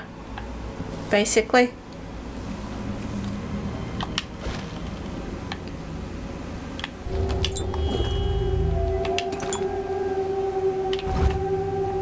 So you definitely want to be quiet while you're around them.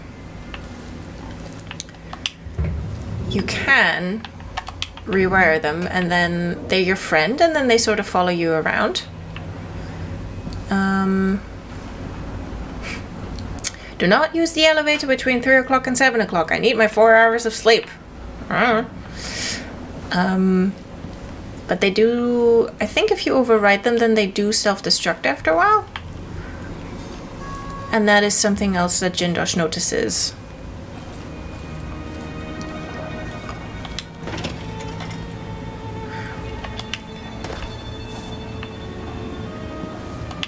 Duke Luca Abel. Hit him. So, while stealthing this whole bit is a tad easier when you're playing the Space Bear in the Wilds. There is also just a lot of stuff that you have to be aware of. Kirin, my dear Grand Inventor, who else possesses such a keen mind? Could any other of my inner circle achieve such industrial marvels? I appreciate how superbly your Clockwork soldiers performed in Dunwall, cutting those guards still loyal to Emily Caldwin to ribbons. And Brianna Ashworth claims you've been invaluable helping with her oraculum contraption. Delilah will be pleased. Please dispatch a courier as soon as you have what you need from Anton Sokolov. Press him as you see fit. No methods are off limits. We must find a way to produce your Clockwork soldiers in greater quantities. So yeah. Ramsey and the Crown Killer were just the start. I need to break down Delilah's remaining allies. Jindosh, the Duke, all of them. Conditioning Sokolov. Sokolov is more resistant to the notion of collaborating than anticipated. He's a stubborn old goat, which could be his undoing unless I'm careful with the electroshock machine. My goal is to render Sokolov pliable, but still capable of assisting me in designing a new version of the Clockwork soldier. At the moment, each Clockwork costs a fortune, but I'm certain my old teacher and I can find a way to reduce the costs. What cruelty is this? And I mean, it's not just with this machine, maybe you won't have to die after all, Jindosh. Like, it's not just that they cost a fortune. It also takes ages to actually manufacture them.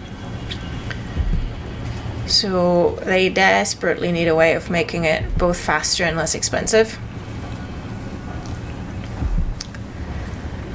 And, so yeah. PS5 production cycle, basically. My efforts to fine-tune the electroshock machine have been less than successful, breaking down the more bothersome elements of a subject's personality, such as willpower, while leaving cognition and creativity unharmed, has proven unrealistic. Instead, my machine leaves the subject babbling like a child, which is the opposite of what I need. From Sokolov.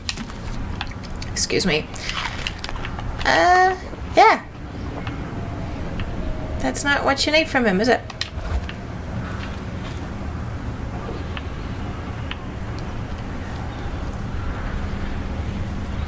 So basically, he's in trouble. Because, you know, not only has he sold a couple of Clockwork soldiers at auction, he's also promised them to people. And he very likely doesn't have them because, you know, I mean, they said something about 36, 46, and there's not that many... It's a long way down. Clockworks. There's not that many Clockworks in this mansion. And there's not that many Clockworks across Dunwall or Karnaca. Because, you know, he took, what, 4 with him to Dunwall? 4? Maybe 6? I think it was 4.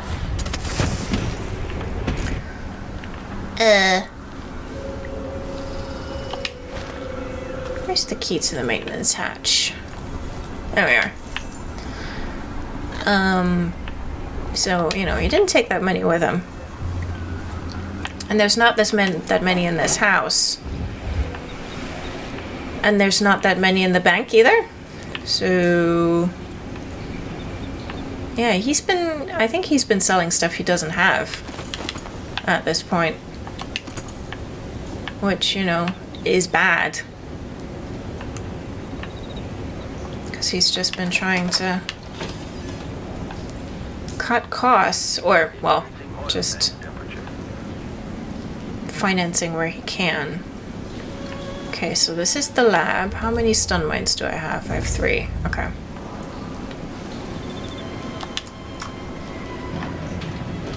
Actually, let me check my powers.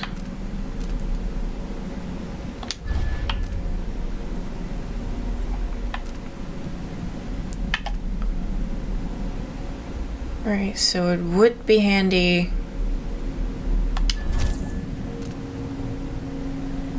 to be able to see Clockworks through the walls.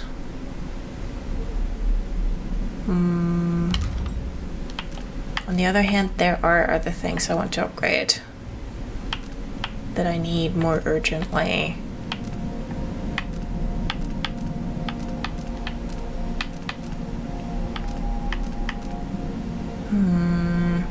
Yeah, but there's plenty of ruins everywhere. Let's get this one.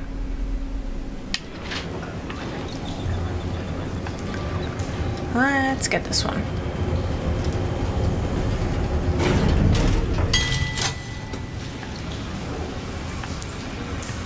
Okay, so what we want to do is we want to go up to the office. If I set this one, is there anything below that floor? No, it doesn't crash through like it does at Adamar. Okay.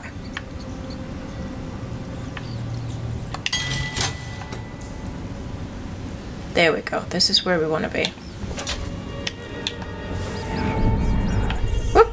There it is.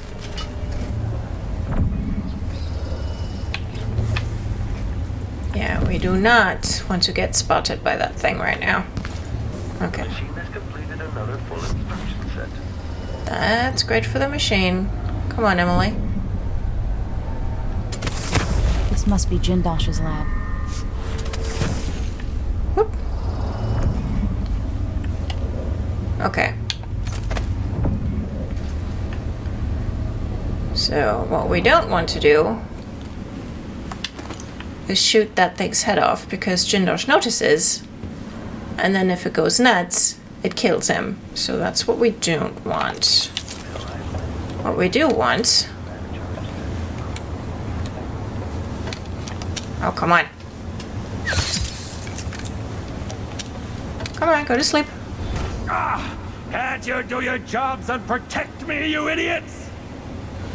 I'm glad that he had time to say that before he went to sleep. Okay,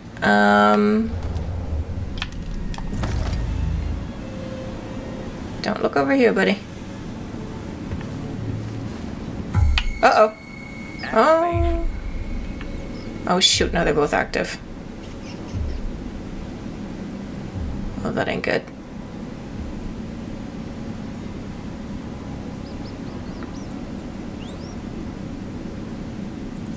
Well, whatever you do, lads, don't look at me.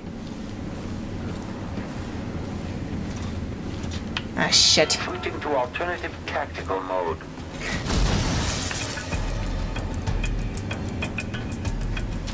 Sir? Triggering No. electrostatic discharge. Stand clear. Ow. Okay, so that one is trying to electrocute me to death.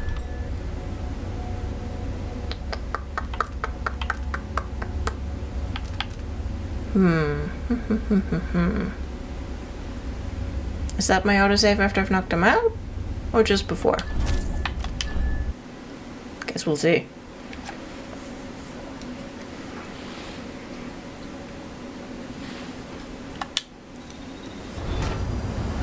Oh, he's conked out. Okay. Well, here's what we're gonna do. Gonna plop that one down there. Uh-oh.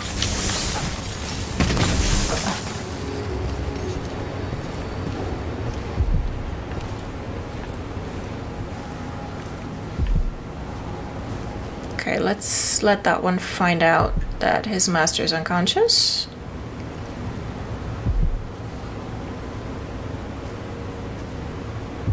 And then... Come on, figure it out.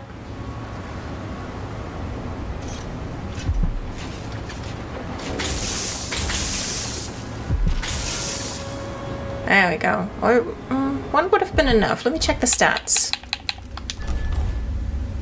Nope, we're fine. Okay, good. Because that is why I upgraded the stun mines to 3 charges, because with one stun mine capable of 3 charges. This must be the electroshock machine Jindosh mentioned. With that, you can take out 1 Clockwork soldier with just 1 mine. Okay, do you have a plaque for me? Is the question. Do you have a flag?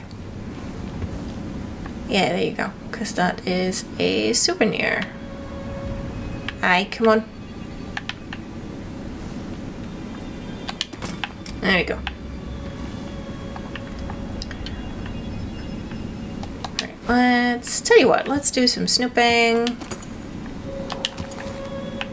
While this guy just taking a nap crotch first. Incredible. Ooh, this is something that we'll see again. I tire of dealing with my old teacher. I'm confident that I don't need him to simplify the design of the Clockwork soldier, but without Sokolov it could take years to reduce the cost of each Clockwork, to design a version that can be built with cheaper, more readily available materials and assembled by Duke Abel's half-witted factory workers. The Duke will get his Clockwork army. I'll make sure of that. The question is when. I'll keep experimenting with the electroshock machine, trying to get it just right, and if Sokolov can't be made to help me, I'll continue using the machine on him anyways, as entertainment.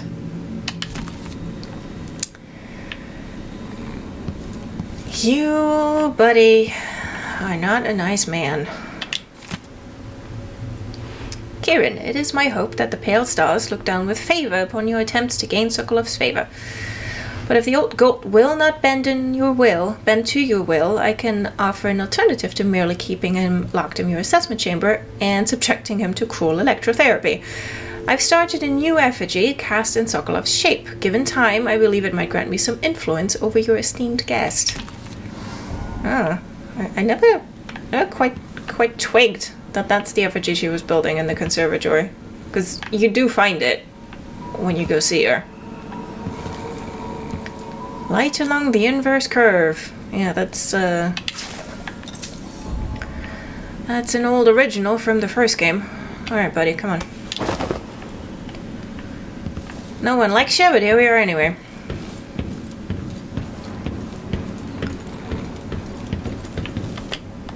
That's not true, he does have fans.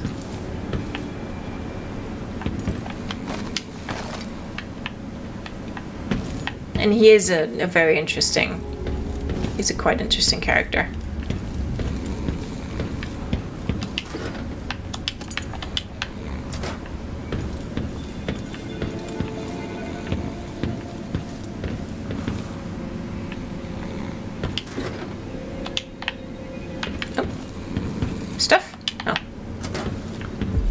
Right, put that away, Emily.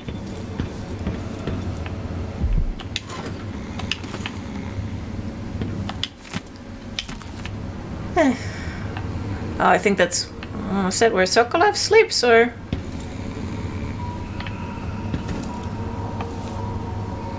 that's either headphones or another torture device. I'm not sure which.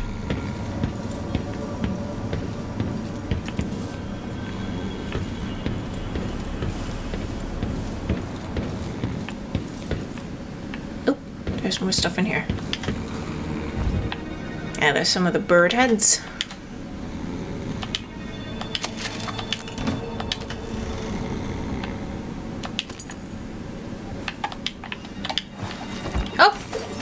Kirin Jindosh.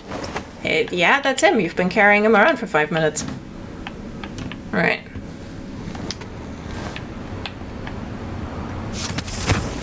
Just don't drop him.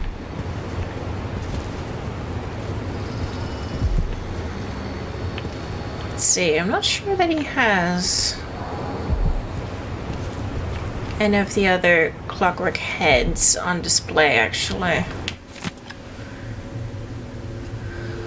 Whalebone. Yeah. Why is everyone... Ugh, it's like Galvani just having a dissected rat lying around. Ugh. Why do they keep doing that? You know, it's unsanitary. And potentially dangerous, lest we forget. Anton Sokolov, once the royal physician and head of the Academy of Natural Philosophy. The other lab machines are draining away too much electricity. In all the Empire, my hero in younger days. Now, my puppet. If you're going to use this inelegant-looking device against me, get on with it, Jindosh. Burn. Though I'm not sure what you hope to accomplish. I must admit to feeling a bit of professional curiosity as to the function of the apparatus. Patience, friend, patience. The sequence of events is important. You'll come to understand my electroshock machine, but when? Before or after that light leaves your eyes? And where does it go when it disappears? Who will tell me that? Has anyone ever loved the sound of his own voice as much as you do, Kirin? Perhaps the device could tell us that. No, sadly it cannot. But what it can do is take from you the thing you love the most. Your precious intellect. If you won't agree to collaborate on the next Clockwork prototype, I'll use the device on that brain of yours, Sokolov. I refuse. If I'm to be a drooling idiot, at least I won't be bothered by any more of your rambling theories. Yeah. I mean, both of them just have to have the last word. And honestly, if anyone's ever loved the sound of their own voice as much as Jindosh Sokolov, then I think a look in the mirror would answer that question. Aye. Okay, well.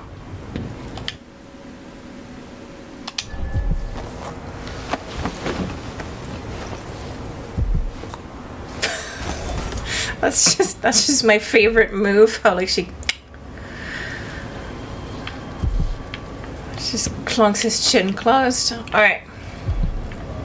Electroshock machine needs 7 power, and all of what's available is 11. So we need to find stuff that only uses 4, which is anatomy and optics.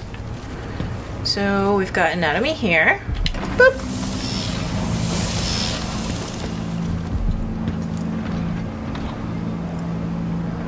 Like, I mean, this entire house is just... I mean, yeah, it's a marvel in engineering, but, you know, what that means is a marvel in level design. Just...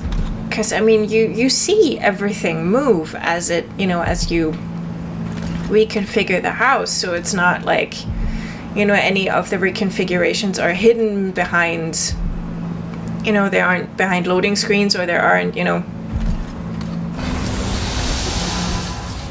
like, you can move around and everything while these things load, or, as these things move. Nothing is actually loading. It's all there.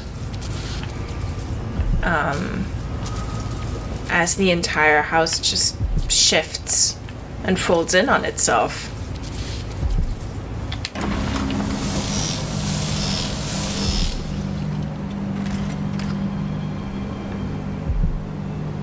Yeah.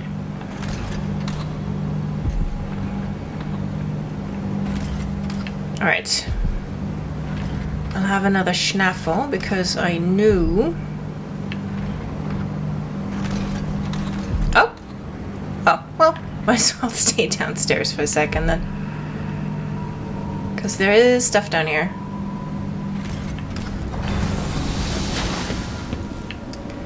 The electroshock machine should work now. Yeah, but we're stealing stuff first. Right, where were the stun mines?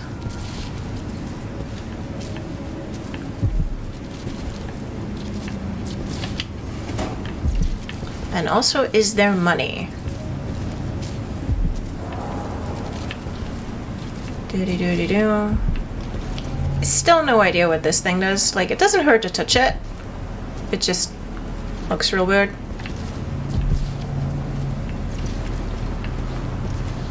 Like, it doesn't make any of your instruments go weird. You've got another one. Yes, give me that. Okay, don't need those. Don't need those.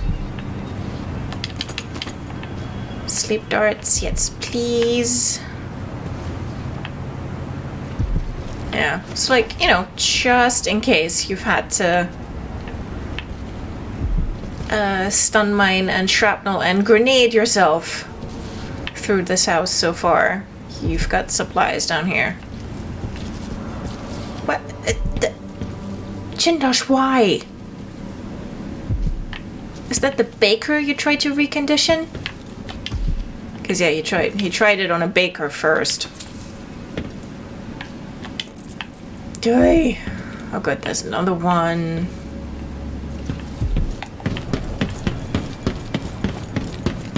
This man, why is he like this?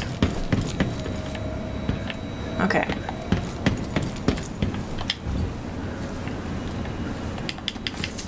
Money, money, money, and I think there's some copperware somewhere.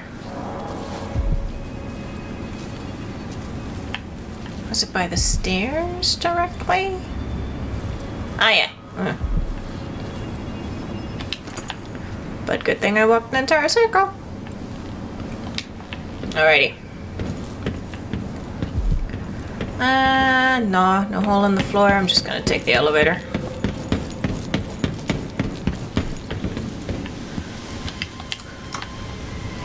Call the elevator!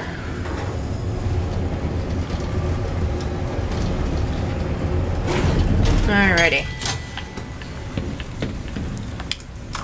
Laboratory. Okay. Oh. Hair stuck in my hand. Doo-dee-doo-dee-doo.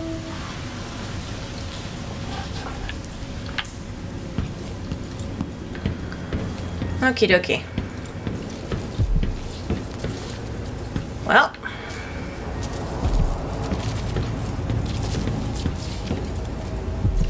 Or actually, better to watch from this side.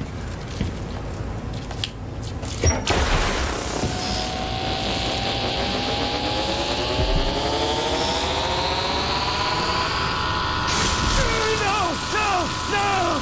You don't know what you're doing! Anything! I'll give you anything you want!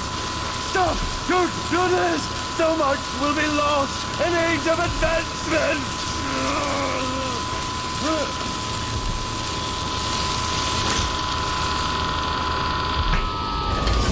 Too bad it had to come to this, Jindosh. Doesn't make you feel good doing this. And if I combine the acid against a copper plate, what does it do?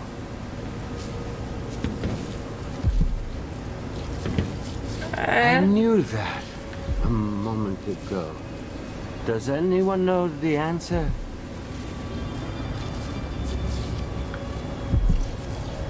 I had an idea, but it's gone now.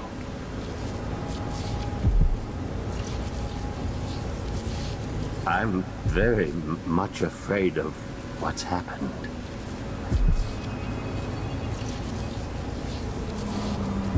You can't have put me through that machine, but wait, what does it do?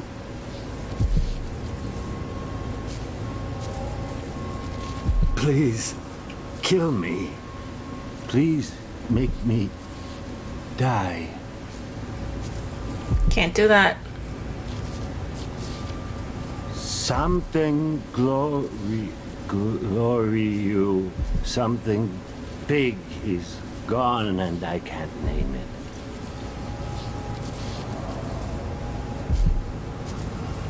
Hello? I believe I've lost something very precious. Please help me find it. Hello, lost and found. The other students will laugh at me now.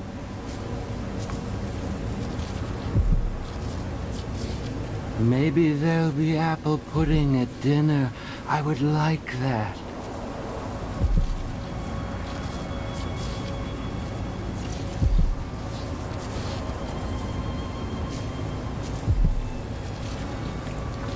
Okay, I think that's...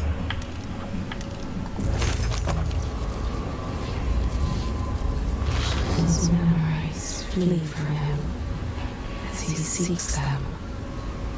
All is shifting, intermingling. Great theorems drift just beneath the surface, just beyond his reach. But he cannot hold a thought for more than a few seconds.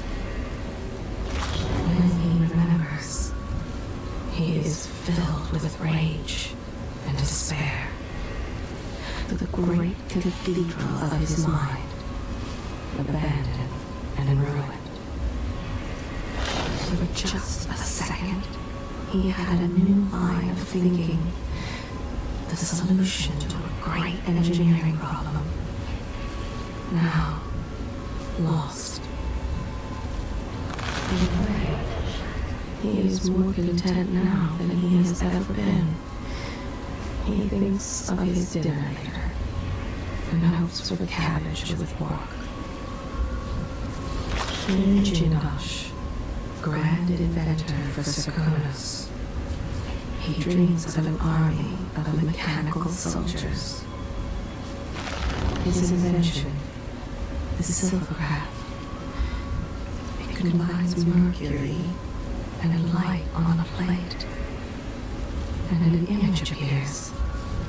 Some are delighted, some terrified. He has a great mind for innovation, invention, progress. Perhaps even greater than Sokolov. So young when he attended the academy, so quiet then. They hardly noticed him, but he took it all in, understood. Perhaps even better than they did. He works with Luca Abel. They share overlapping interests, but only use one another. His thinking, the test subjects are all broken beyond repair. And it's time to obtain a fresh batch. And by test subjects, we mean people. At the academy, the other students and most of the teachers, they couldn't comprehend of what he was telling them, even at 16. Such questions he asked as a child, just free from the crib. Others grew to fear him, just as he grew to love them. He waits for the breathing and the blood to stop, then the brain and the light from their eyes. He loves that moment when the eyes change, finds it fascinating. He longs for an adversary worthy of his intellect. It is not vanity. There are few who could match him. His mother asked, "Why did you do that to the cat?" Young Kirin only wanted to know what was inside, how it worked. Her distress puzzled him. The Duke will let him have all the test subjects he wants. An endless supply. Almost arrested before the Duke found him. Carted off to some dank hole behind iron bars for revolting crimes against his fellows. His experiments. Instead, the Duke gave him a title. It is important to him. He wants others to notice the complexity of his work, the genius of his innovations. These are his thoughts. So many years, he's imagined having his own teacher in a cage, like an insect under glass, begging to be released, admitting that his was the superior intelligence.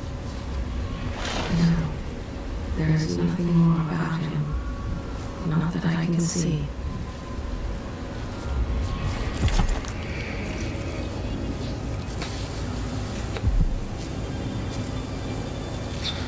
Wow. All of that's depressing.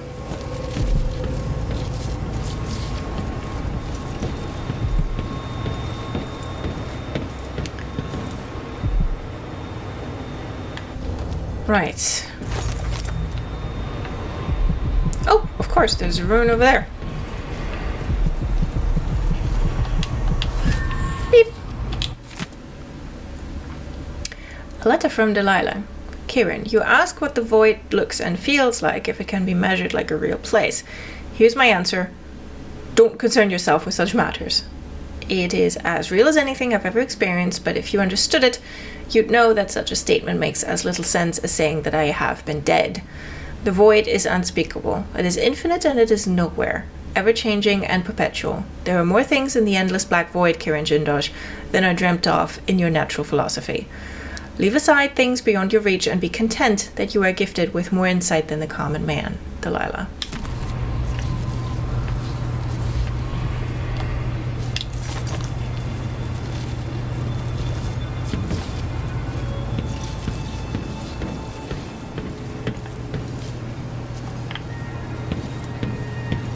Right, so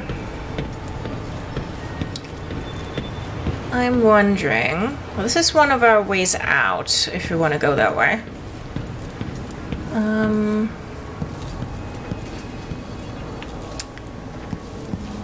I think before I'm fetching Sokolov. Oh, another rewriter. Oh, open that. Don't need it. Right, so here's a lecture on legacy and how, he doesn't care who's on the throne, really. And he's not doing this because he hates Emily, it's just because, he wants to be famous. So here's everybody. on the night of that dang ritual.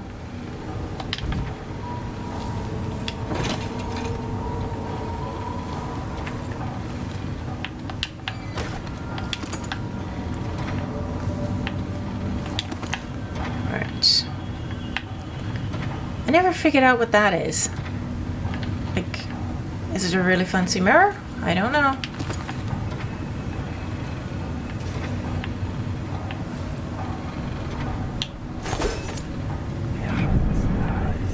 Right.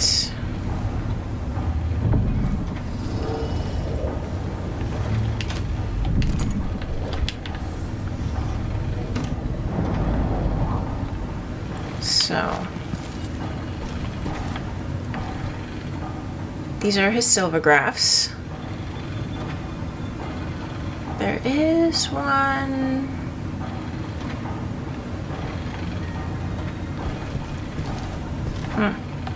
Maybe you only find it in Death of the Outsider, but someone... Brianna Ashworth. Someone did take a silvergraph of Emily and Megan as we arrived there at Campo Seta. So many events in motion, each exerting subtle gravity. With Delilah, a new empire could be drawn, and all the old barriers broken. Much could be accomplished. My Clockwork soldiers have played their part, but each costs more coin than a wealthy man sees in a lifetime. It could take years to find a solution on my own, but if Sokolov can be tamed, together we might refine the process, making new Clockworks at a fraction of the cost. Whether I seduce my old teacher with the thrill of discovery, or whether I'm forced to apply the clamps to his flesh and turn on the voltage, no matter.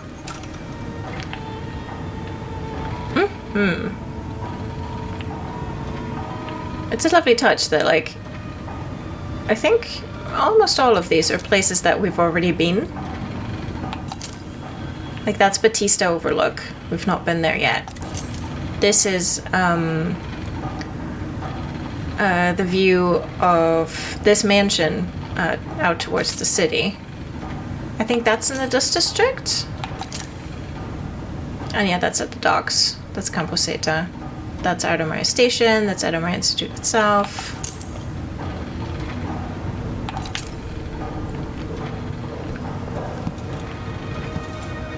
Okay. There is a Clockwork soldier that basically turns up in here. We do want, if you see this, we do want what's down there. So I'm just gonna start with this and then stand here. Okay.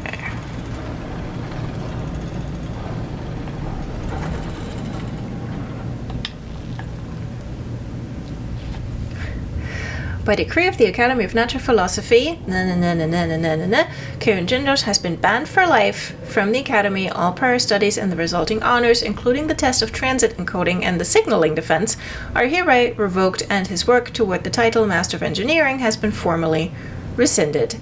Issued in Dunwall, undated. So, yeah, as the Outsider told us, he was expelled. And he built a horrible leaving gift. And look at that. 1,000 rotations. It's his fingers. Whoopsie. Oh, that glitched horribly. Well, it did glitch. I just dropped it horribly. Can I put it back on the shelf? No. Well, that'll get crushed. Oh well. Hold on. Let's put him here. I can't remember, is there... You stop it. Let's see, there's not a note here. But it is somewhere in the lore.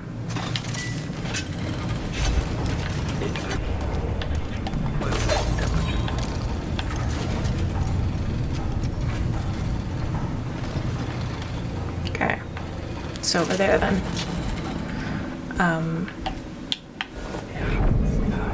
Ah, there you are. You bastard.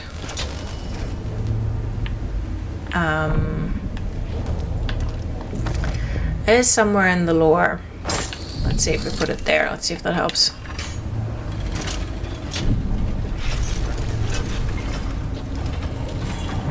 Uh-oh. Extra diagnostic playback loop. Oh, that's the other one. Oh. We can put a stun mine here. We've got loads of them. Let's put this one back. The machine is recharging the magnet. This playback indicates some detection without certainty. And there he goes.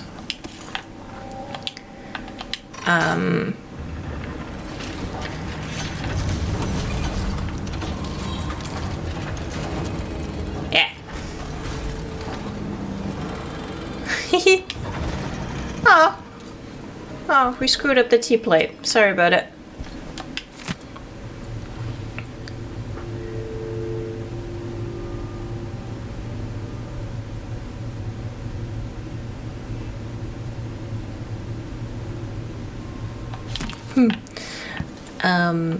Is somewhere in the lore that he lost them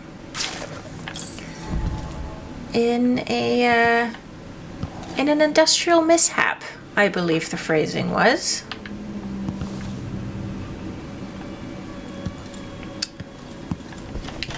And being the petty bastard that he is, he kept them. Because of course he did.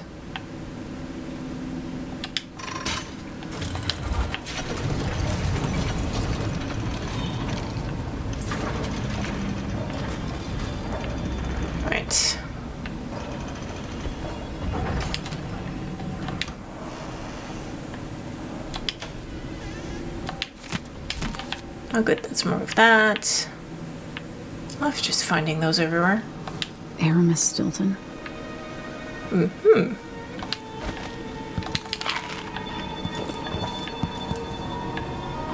You got a plaque for me? Can I pick that up? It's glowing. Nice.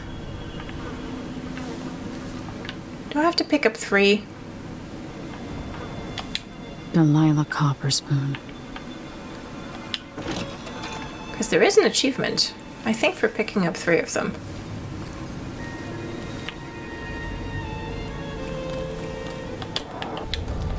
Nope. Yeah, see? Having tested it, meaning the electroshock machine, on a baker, I found that I could obliterate the memories of his life and thus his personality while not impeding his ability to bake bread. I thought it odd at the time, but it's this exact effect I wish to reproduce in Sokolov. Sadly, I've never been able to reproduce it to my satisfaction. Sokolov, however, is no mere baker. If he refuses to aid me, it's doubtful that the machine could be used to weaken his willpower without also obliterating the knowledge and capabilities that are so precious to me. Still, the thought of reducing Sokolov to a state of infantile stupor is satisfying. Yeah, what was that about empathy of a mantis?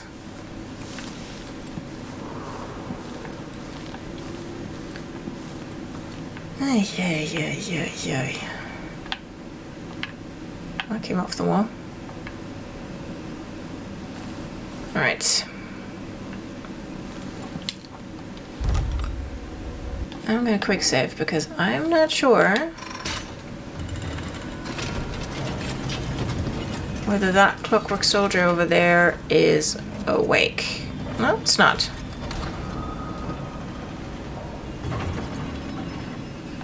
That's fine. And seeing as everyone is asleep, and it will wake up when I destroy shit.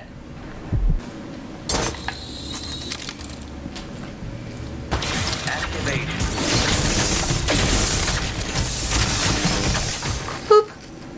Pfft. Just went flying.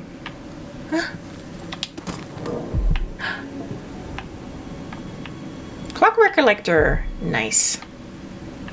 I mean, it is cute how it, like, just follows you around for a bit. Why am I picking up rewiring tools? I'm not using them anyway. Because that shit kills, man. But it's fun.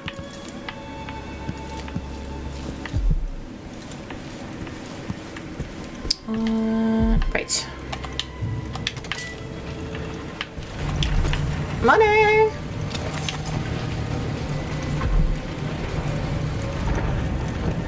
Let's see, which one? Ow. Oh. I was hoping for the one with the puppies. Or maybe... Well, we have Fleet Fighter. Which one is the one that makes you faster when you're sneaking? Can't remember.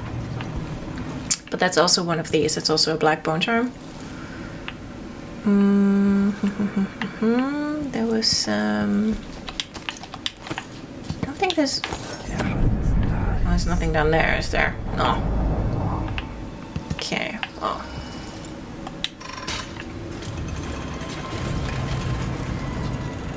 Okay, we're gonna change... Yes. That is what we want. Is there anything down there? Well, let's find out.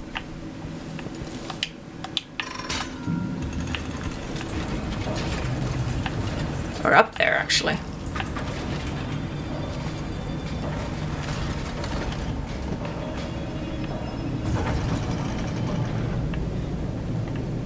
No, it's just tucked away. It's so good that those buttons are there. And it also just, like, you know, it makes sense. You know, because it's, like, within the logic of, you know, the map or the building. It makes sense to have buttons everywhere that reset the configuration. You know, just, you know, for Jindosh himself, but also for, like, for the builders who made this. Because, you know, they might get stuck, or, you know, they might have to work on something in a certain configuration, you know, like in one of those, like, crawl spaces, and, you know, they still have to get out. So, I mean, that would be, like, just fodder for a horror movie. Like, you know, you're building a house like this, and either there's no button yet, and you're stuck in there, or someone, like, disables the button. You're striking dramatic poses. Anyway.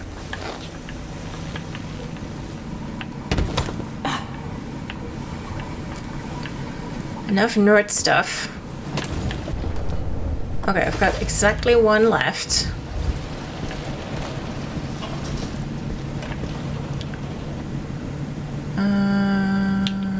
Oh, there's a guard at the end of there. I remember. Okay, she's walking that way. That's good. So there's some guards coming down there, so I'm just gonna... Extra diagnostic playback loop. I'm just gonna hoof it. Deactivate all magnetic or mechanical devices while the assessment chamber is in use. Nothing must interfere with my delicate calibrations. Garrus Coast wrote this. Okay, so...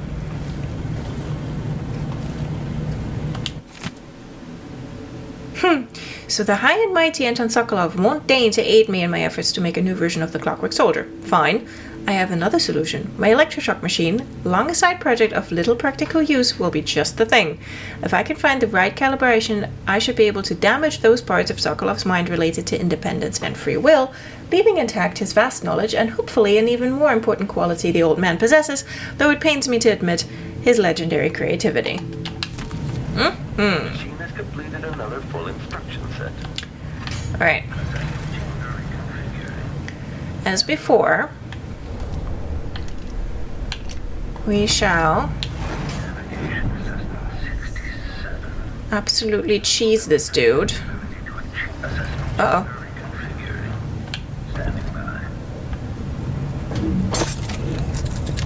Uh-oh. Uh-oh. Uh-oh. Uh-oh. Back.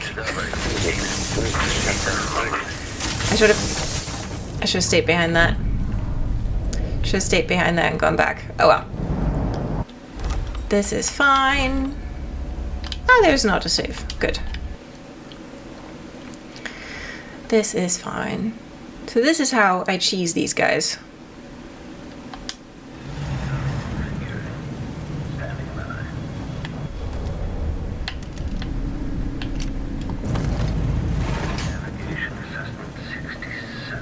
I think I just have to far reach further into the thing as quick as I can.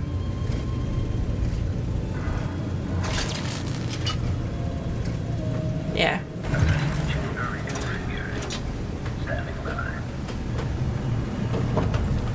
Ah, shit. Okay, okay, okay. Stay calm, stay calm.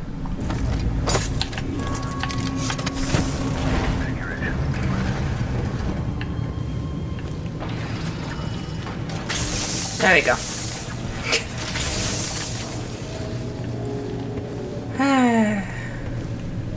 This is like playing Alien Isolation, just not quite so stressful. Keep calm, and then just yeet that shit. Anyway. Bonk.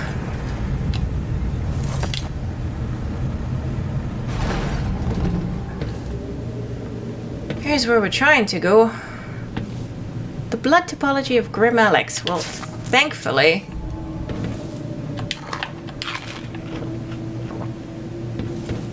Sokolov. My dear Anton, I hope the sound of the Clockwork soldier outside your cell doesn't disturb your rest. I find the solid footfalls and gentle electrical hum to be soothing, but you may be of a different opinion. In fact, in your condition, the noise might be maddening, especially since the pressure plate for the exit to your cell is positioned tantalizingly within reach. But should you attempt to venture forth from the assessment chamber, like some wrinkled grey whiskered rat hunting through a labyrinth for a morsel of cheese, you will soon find your stoic guardian bearing down on you. You're an intelligent man. I'm sure I don't need to illustrate what those honed edges would do to your ancient and haggard body. Kirin Jindosh.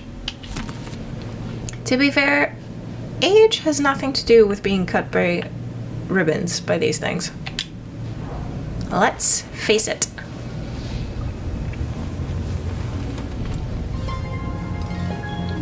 Emily Caldwin. Hiya! If you're here, things have gone further than I thought. But Kirin Jindosh? Not dead, but I used his machines on him. His mind is not what it was. You were an interesting little girl. You've become a fascinating woman. He says and faints. Alright, come on. Oh. Bonk. First this one, and then this one.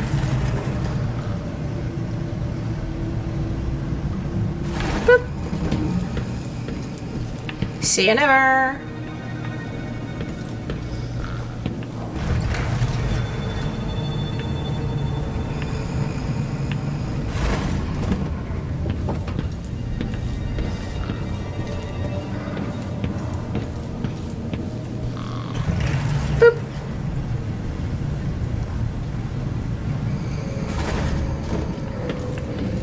Close that thing again. Okay.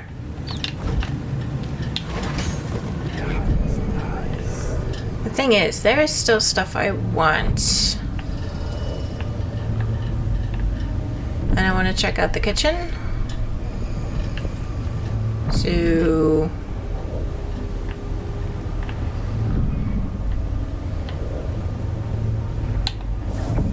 Can I get up on there now? Yeah. Okay, nice. Okay, I should probably go over there because I'm not sure.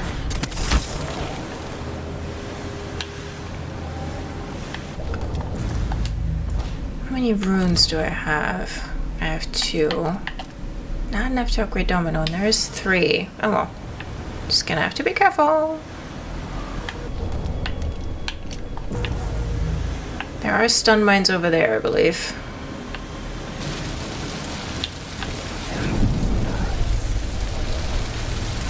He didn't want his teeth broken out. Maybe he shouldn't have opened his mouth.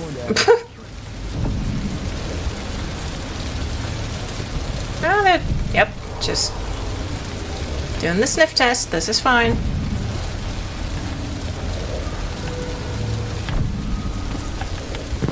Okay.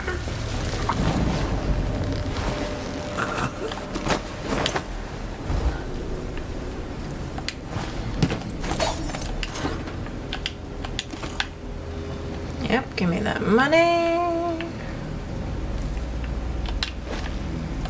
Okay, one stun mine at least. I might go back to Jindosh's lab.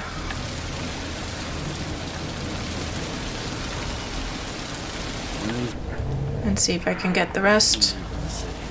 Back to the countryside for me. Mm-hmm. You do that.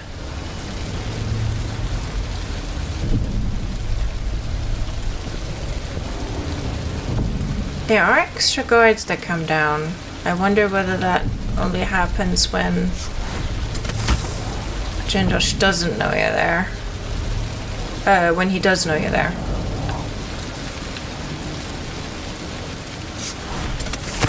Okay.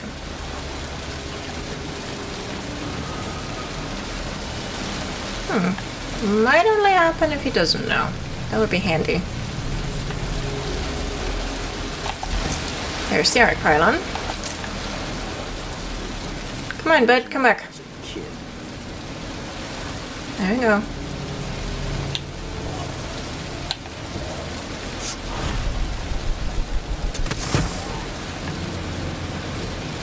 He says keep alert, and I says I am alert. I've been alert. And he says, yeah, but this time I really mean it. Yeah, I'd hate that guy too, to be fair. Oh, and of course you immediately turn around. Oh, my God, Emily. Really good at leaning.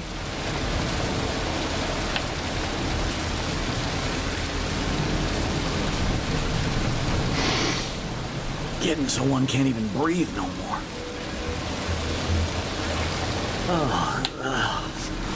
Whew.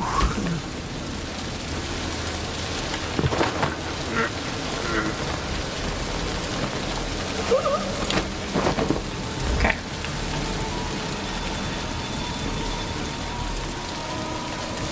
Where's there? Oh yeah, look.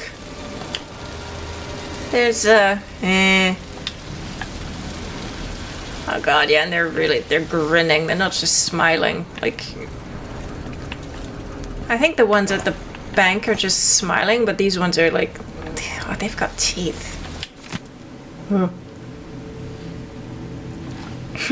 Today, risking my very life, I bring you probing questions about our new Empress, Delilah Caldwin, or, depending on your political leanings, Delilah Copperspoon.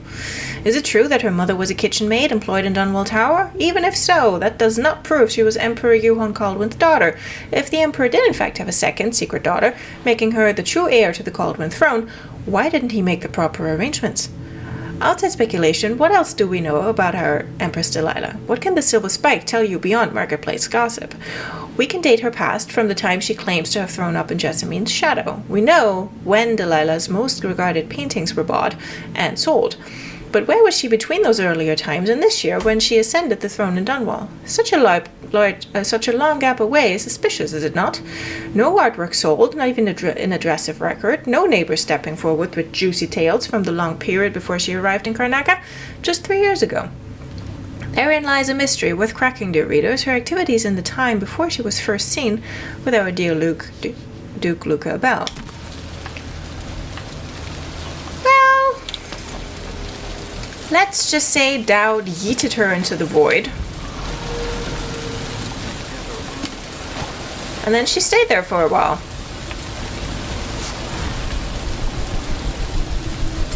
Oh, nice.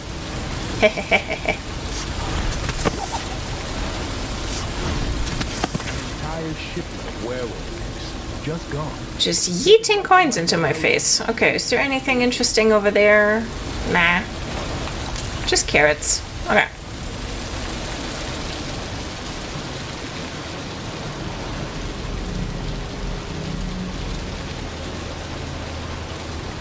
There are 2 servants in the kitchen.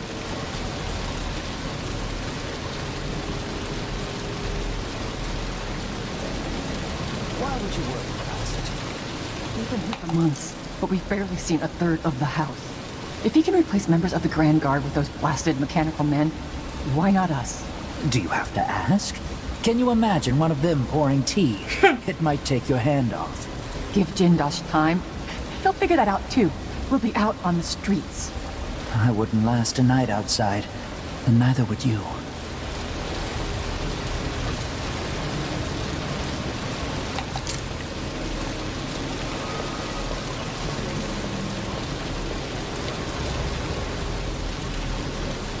This is the coldest house I've ever worked in. To think I considered it an... Jindosh hardly even touches food. Forgets to eat 3 days at a time. What good am I if the man won't take a proper meal? It's true. Come on. Go to sleep.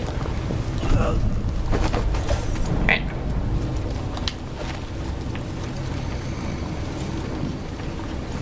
That is a giant fish. More giant fish. Peaches.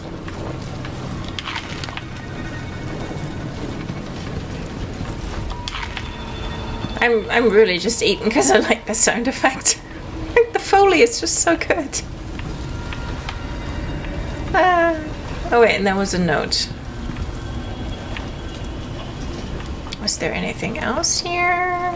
No, I don't think so.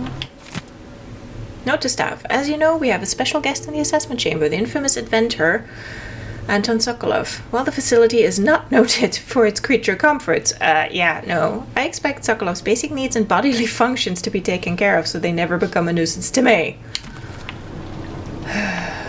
This dude. This dude, for real.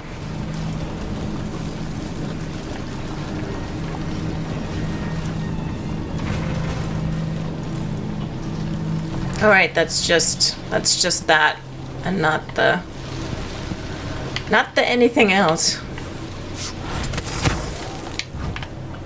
Aha. But we need all the cash we can get, so... Okay. Let's put that back up.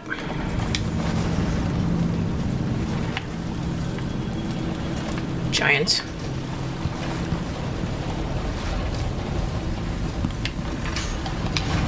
Okay, what do we get when we pull on this?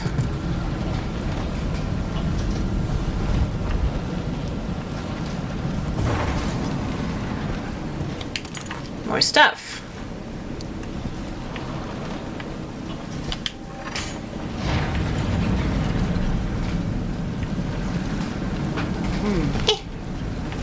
Nope, nothing.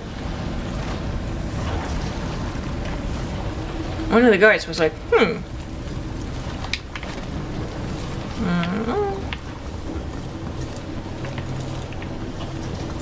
Those looked like they were floating for a second. Oh! Stuff, see?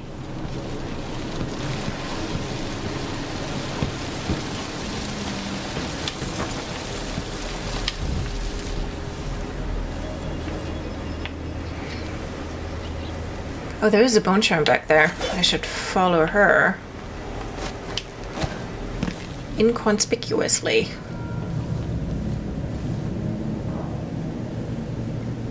As soon as she turns around, anyway.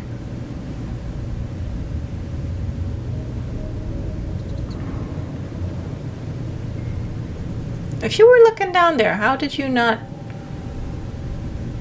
Uh-oh. Okay.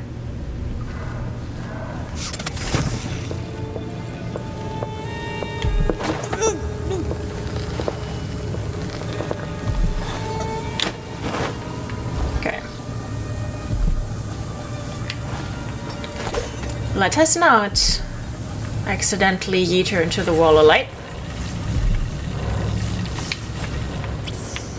Because that would be rude.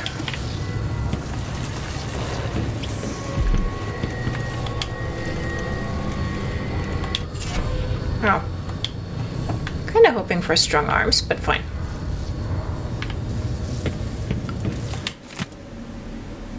Oracular order divided.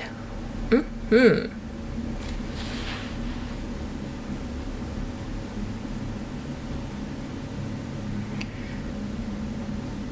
So yeah, the Abbey of the Everyman is, you know, not in favor of Delilah. Because they're like, this has witchy vibes. And,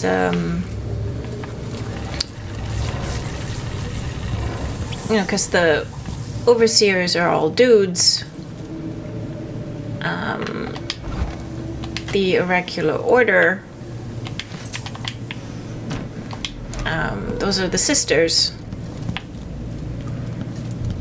And they make prophecies and proclamations that do rather, you know, influence what the overseers do as well.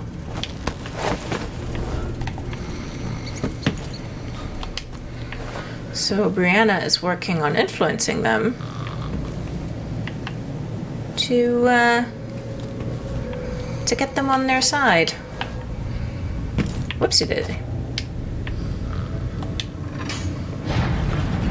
Let's see.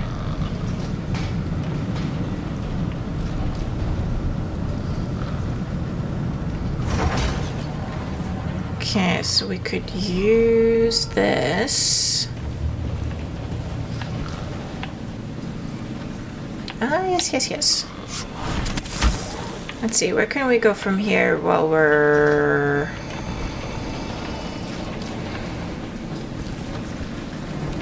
over there.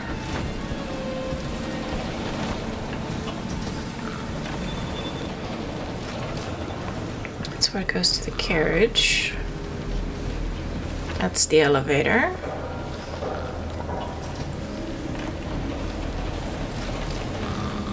Can I still get there from here is the question.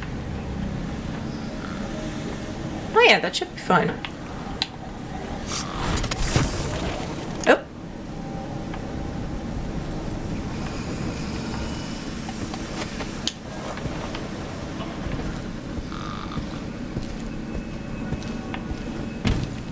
Yes, thank you for the handily marked exit.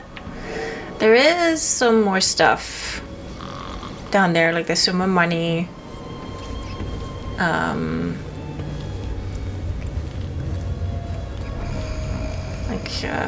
Some more valuables.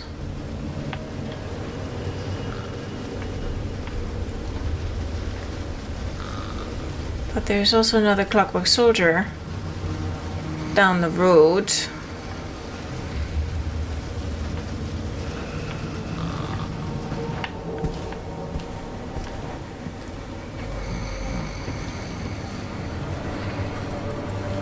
So I'll take a stab at it.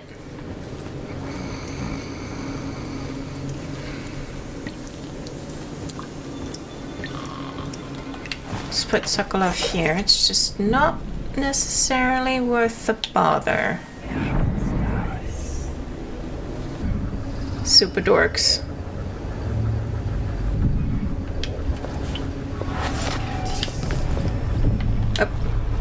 This thing can see what we're doing?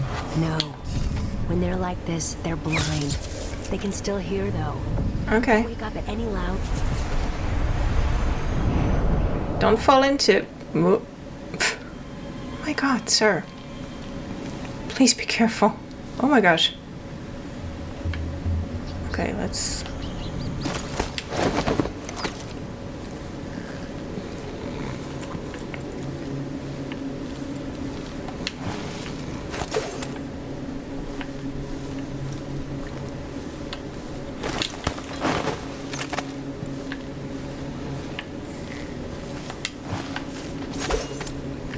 Right, so I'm back. Hi. Clockwork Soldier Basics. Yes, we've seen that one. Instructions to staff. Oh, today Mr. Hadros and Mrs. Vivienne will be visiting to purchase a pair of Clockwork Soldiers. My instructions are as follows. To my privileged staff. Yeah, go fuck yourself, Jindosh. The arc pilot should be stowed beneath the floor. Let's not vaporize our guests. Bring it back up only in the event of a disturbance. That would be me. Lay out refreshments and prepare dinner for after the contracts have been signed. If they grow restless and demand to see me, tell them that I will be with them shortly and escort them to the waiting room. Do not activate the mechanism that lowers the waiting room into the assessment chamber. I will do that once I arrive. So basically, he wanted to, show off the Clockwork Soldier while... No wooden shoes permitted on the premises. No exceptions. Spare my nerves. He wanted to show off the Clockwork Soldier by demonstrating how well it guarded Sokolov. I mean, I'm not sure if he was planning on telling them that he had, like, the Anton Sokolov stowed away down there, but honestly, I wouldn't put it past him. Right. I did save on the way in here. Or a little ways out, but, you know. I just gave myself another cheeky little save.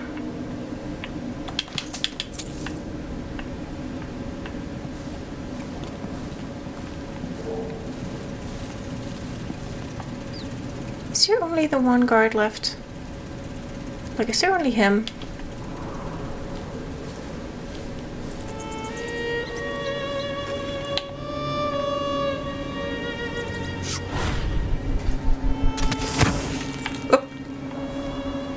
I think it might only be him left.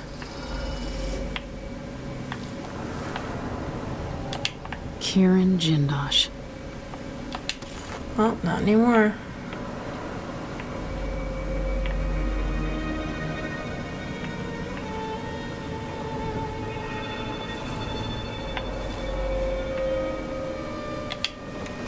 Right, and I can use this to also get back behind the waltz.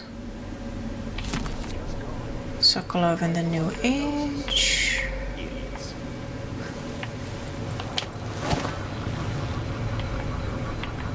God, the light with these vents is just incredible.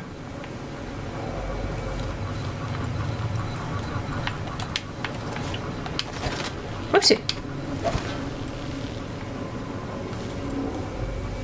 Okay, so I would distract him just like with a bottle, or with a glass, but that would wake up the Clockwork Soldier, I think.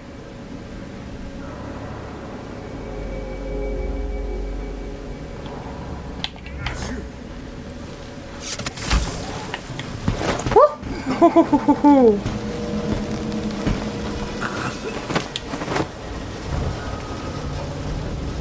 That was risky. Well, look at that, it paid off. Okay. Alright, let's have another check go over here. Because, honestly, these people just, they leave money lying around everywhere.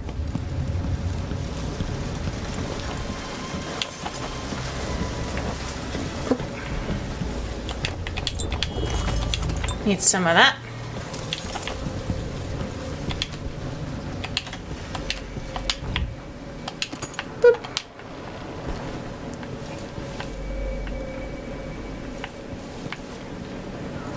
Okay. Let's bring up the billiard table, actually.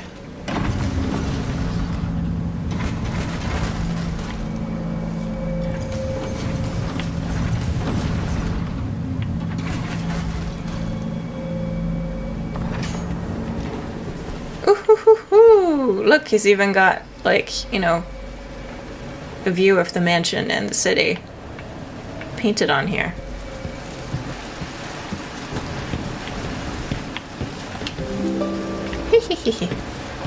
Cheeky. Okay, was that all?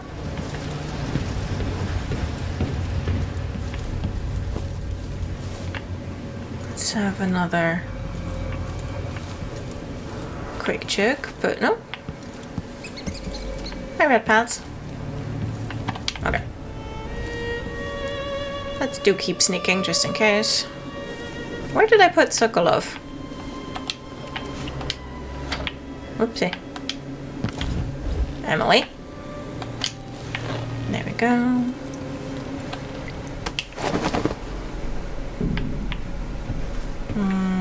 Can we get out through here?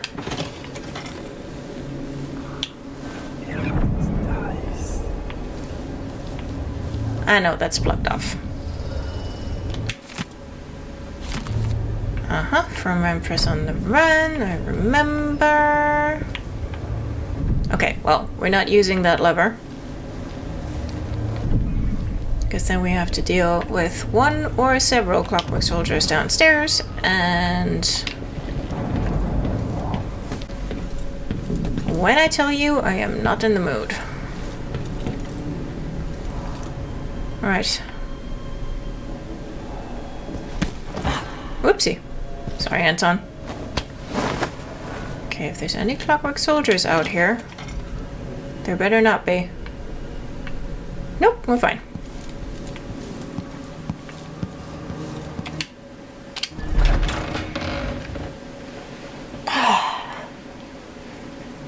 Yes, to Upper Eventa we go.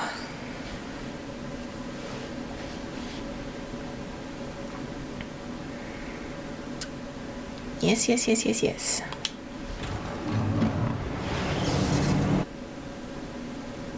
Okay, so we could take another stop in Upper Eventa, but I did... Yeah, I did get everything down there. Hold on, let's stay here for a sec. Can I see stuff from out here? Hold on, I'm just gonna go back inside one more time.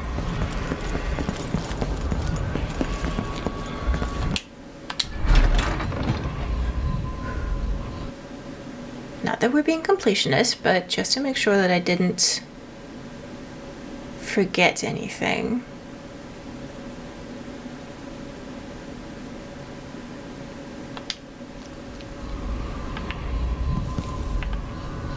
No, we're fine. Okay.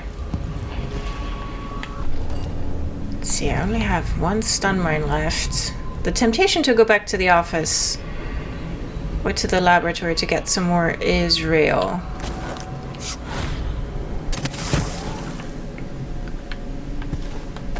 And I think I will be cheeky and I'll do it. Because they're there for free, you know? Whee! Oop.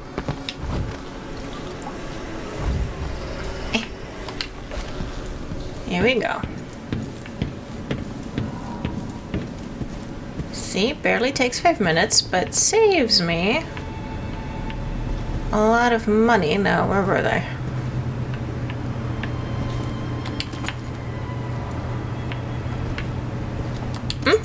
Saves me a bunch of money at the black market shop.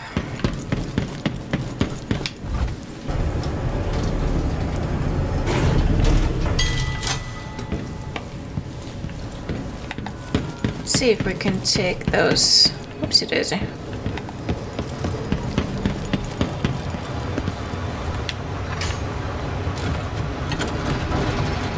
Let's see if we can take these.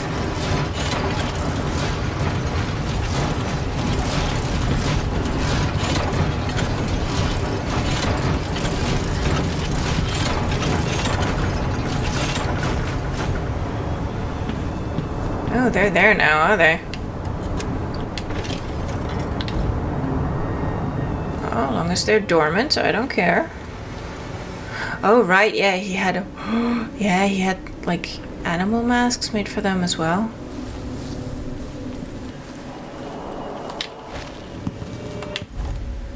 Oh, well. Here's a map now that we've been through everything.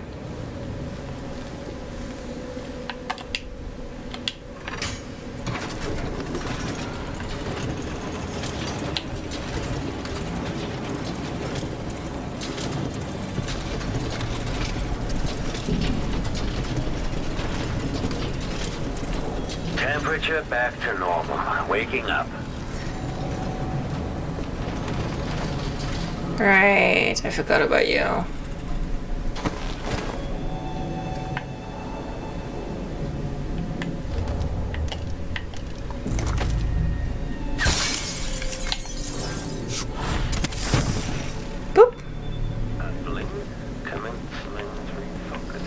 Yep, you do that.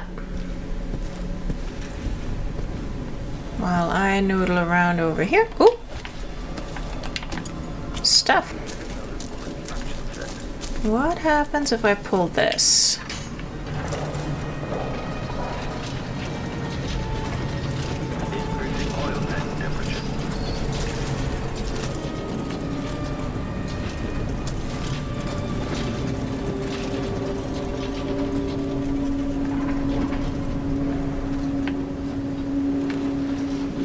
Okay. Yeah, I think this is how we want to be. Yeah. Oh, he's still. For diagnostic playback loop. Oh, goody, he's still there. 'Cause I woke him up. Wonderful. Okay. Make a note. Remove this playback after the final field test.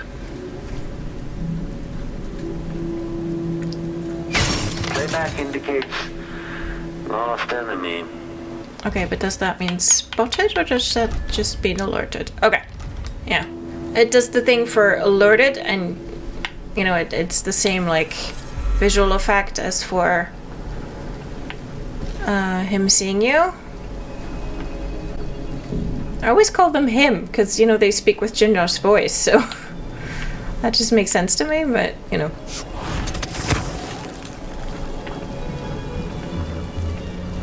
Okay. He can't hear me, he can't see me, so we're fine.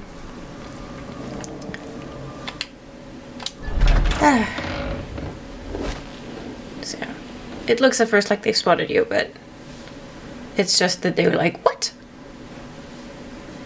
Someone's tempering with me?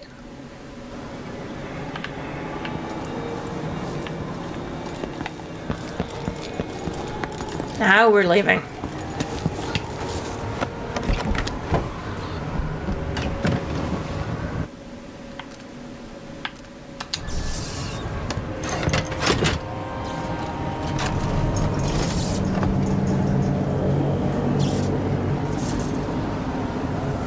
Bye, Jindosh.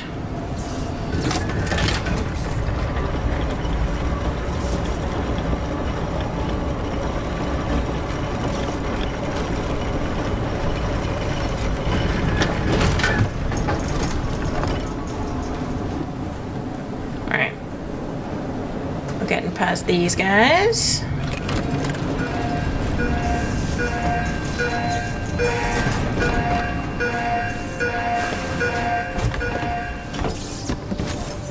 And now we're here. There's just one teeny tiny problem.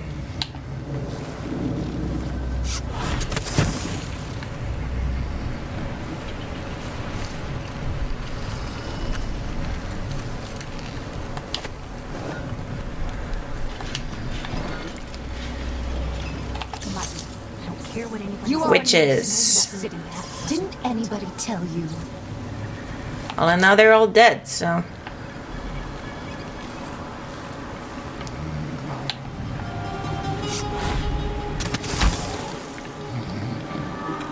Thankfully,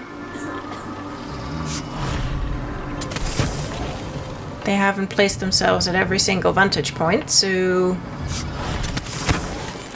they are easy enough to cheese.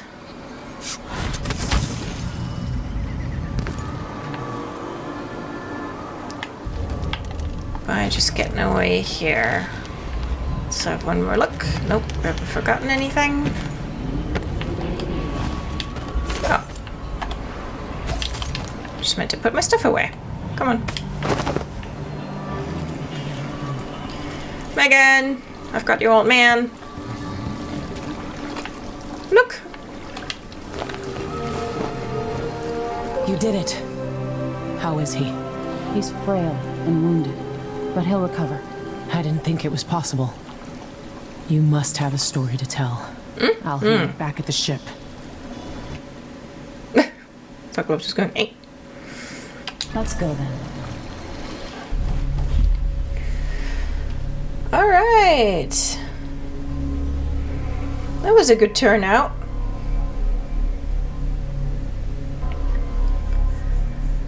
Okay. Mr. Blueprint. Oh well. That's fine. Ghost between the cogs reached Kirin Jindosh without alerting anyone in the mansion, including Jindosh himself. Hidden repository discovered Kirin Jindosh's hidden repository by manipulating the walls of the Clockwork mansion. That's where he had his fingers. A man of the people killed the leader of the Howlers. Once. Well, technically I didn't do that. He got into a skirmish with a guard. I just watched the rats run away, but fine.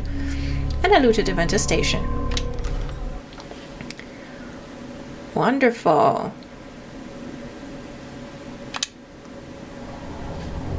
Oh, right. I'm not going to show you that yet. I'm going to save that for next episode.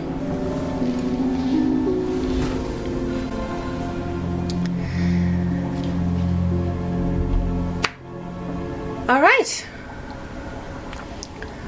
That was a very successful outing, I feel. The Inventor District has a lot to offer. Jindosh has a lot to answer for. And we got Sokolov back. So, you know, on balance. Well done. So that was it for another episode of Grumble Plays. I hope you enjoyed it. If you did, please leave a like and a comment on your way out. Subscribe to the channel if you haven't already. Click that bell icon to be notified whenever a new episode goes up. I post gaming content pretty much every week. It's Let's Plays, it's reviews, it's meta and analysis. So do come back. If you want to support this channel and me as a creator, then you can do so on Patreon at patreon.com/AnnaMarabella, or you can check out Ko-fi at kofi.com/grumble.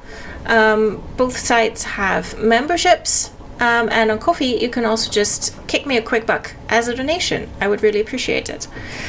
You can find me on Twitter at _AnnaMarabella.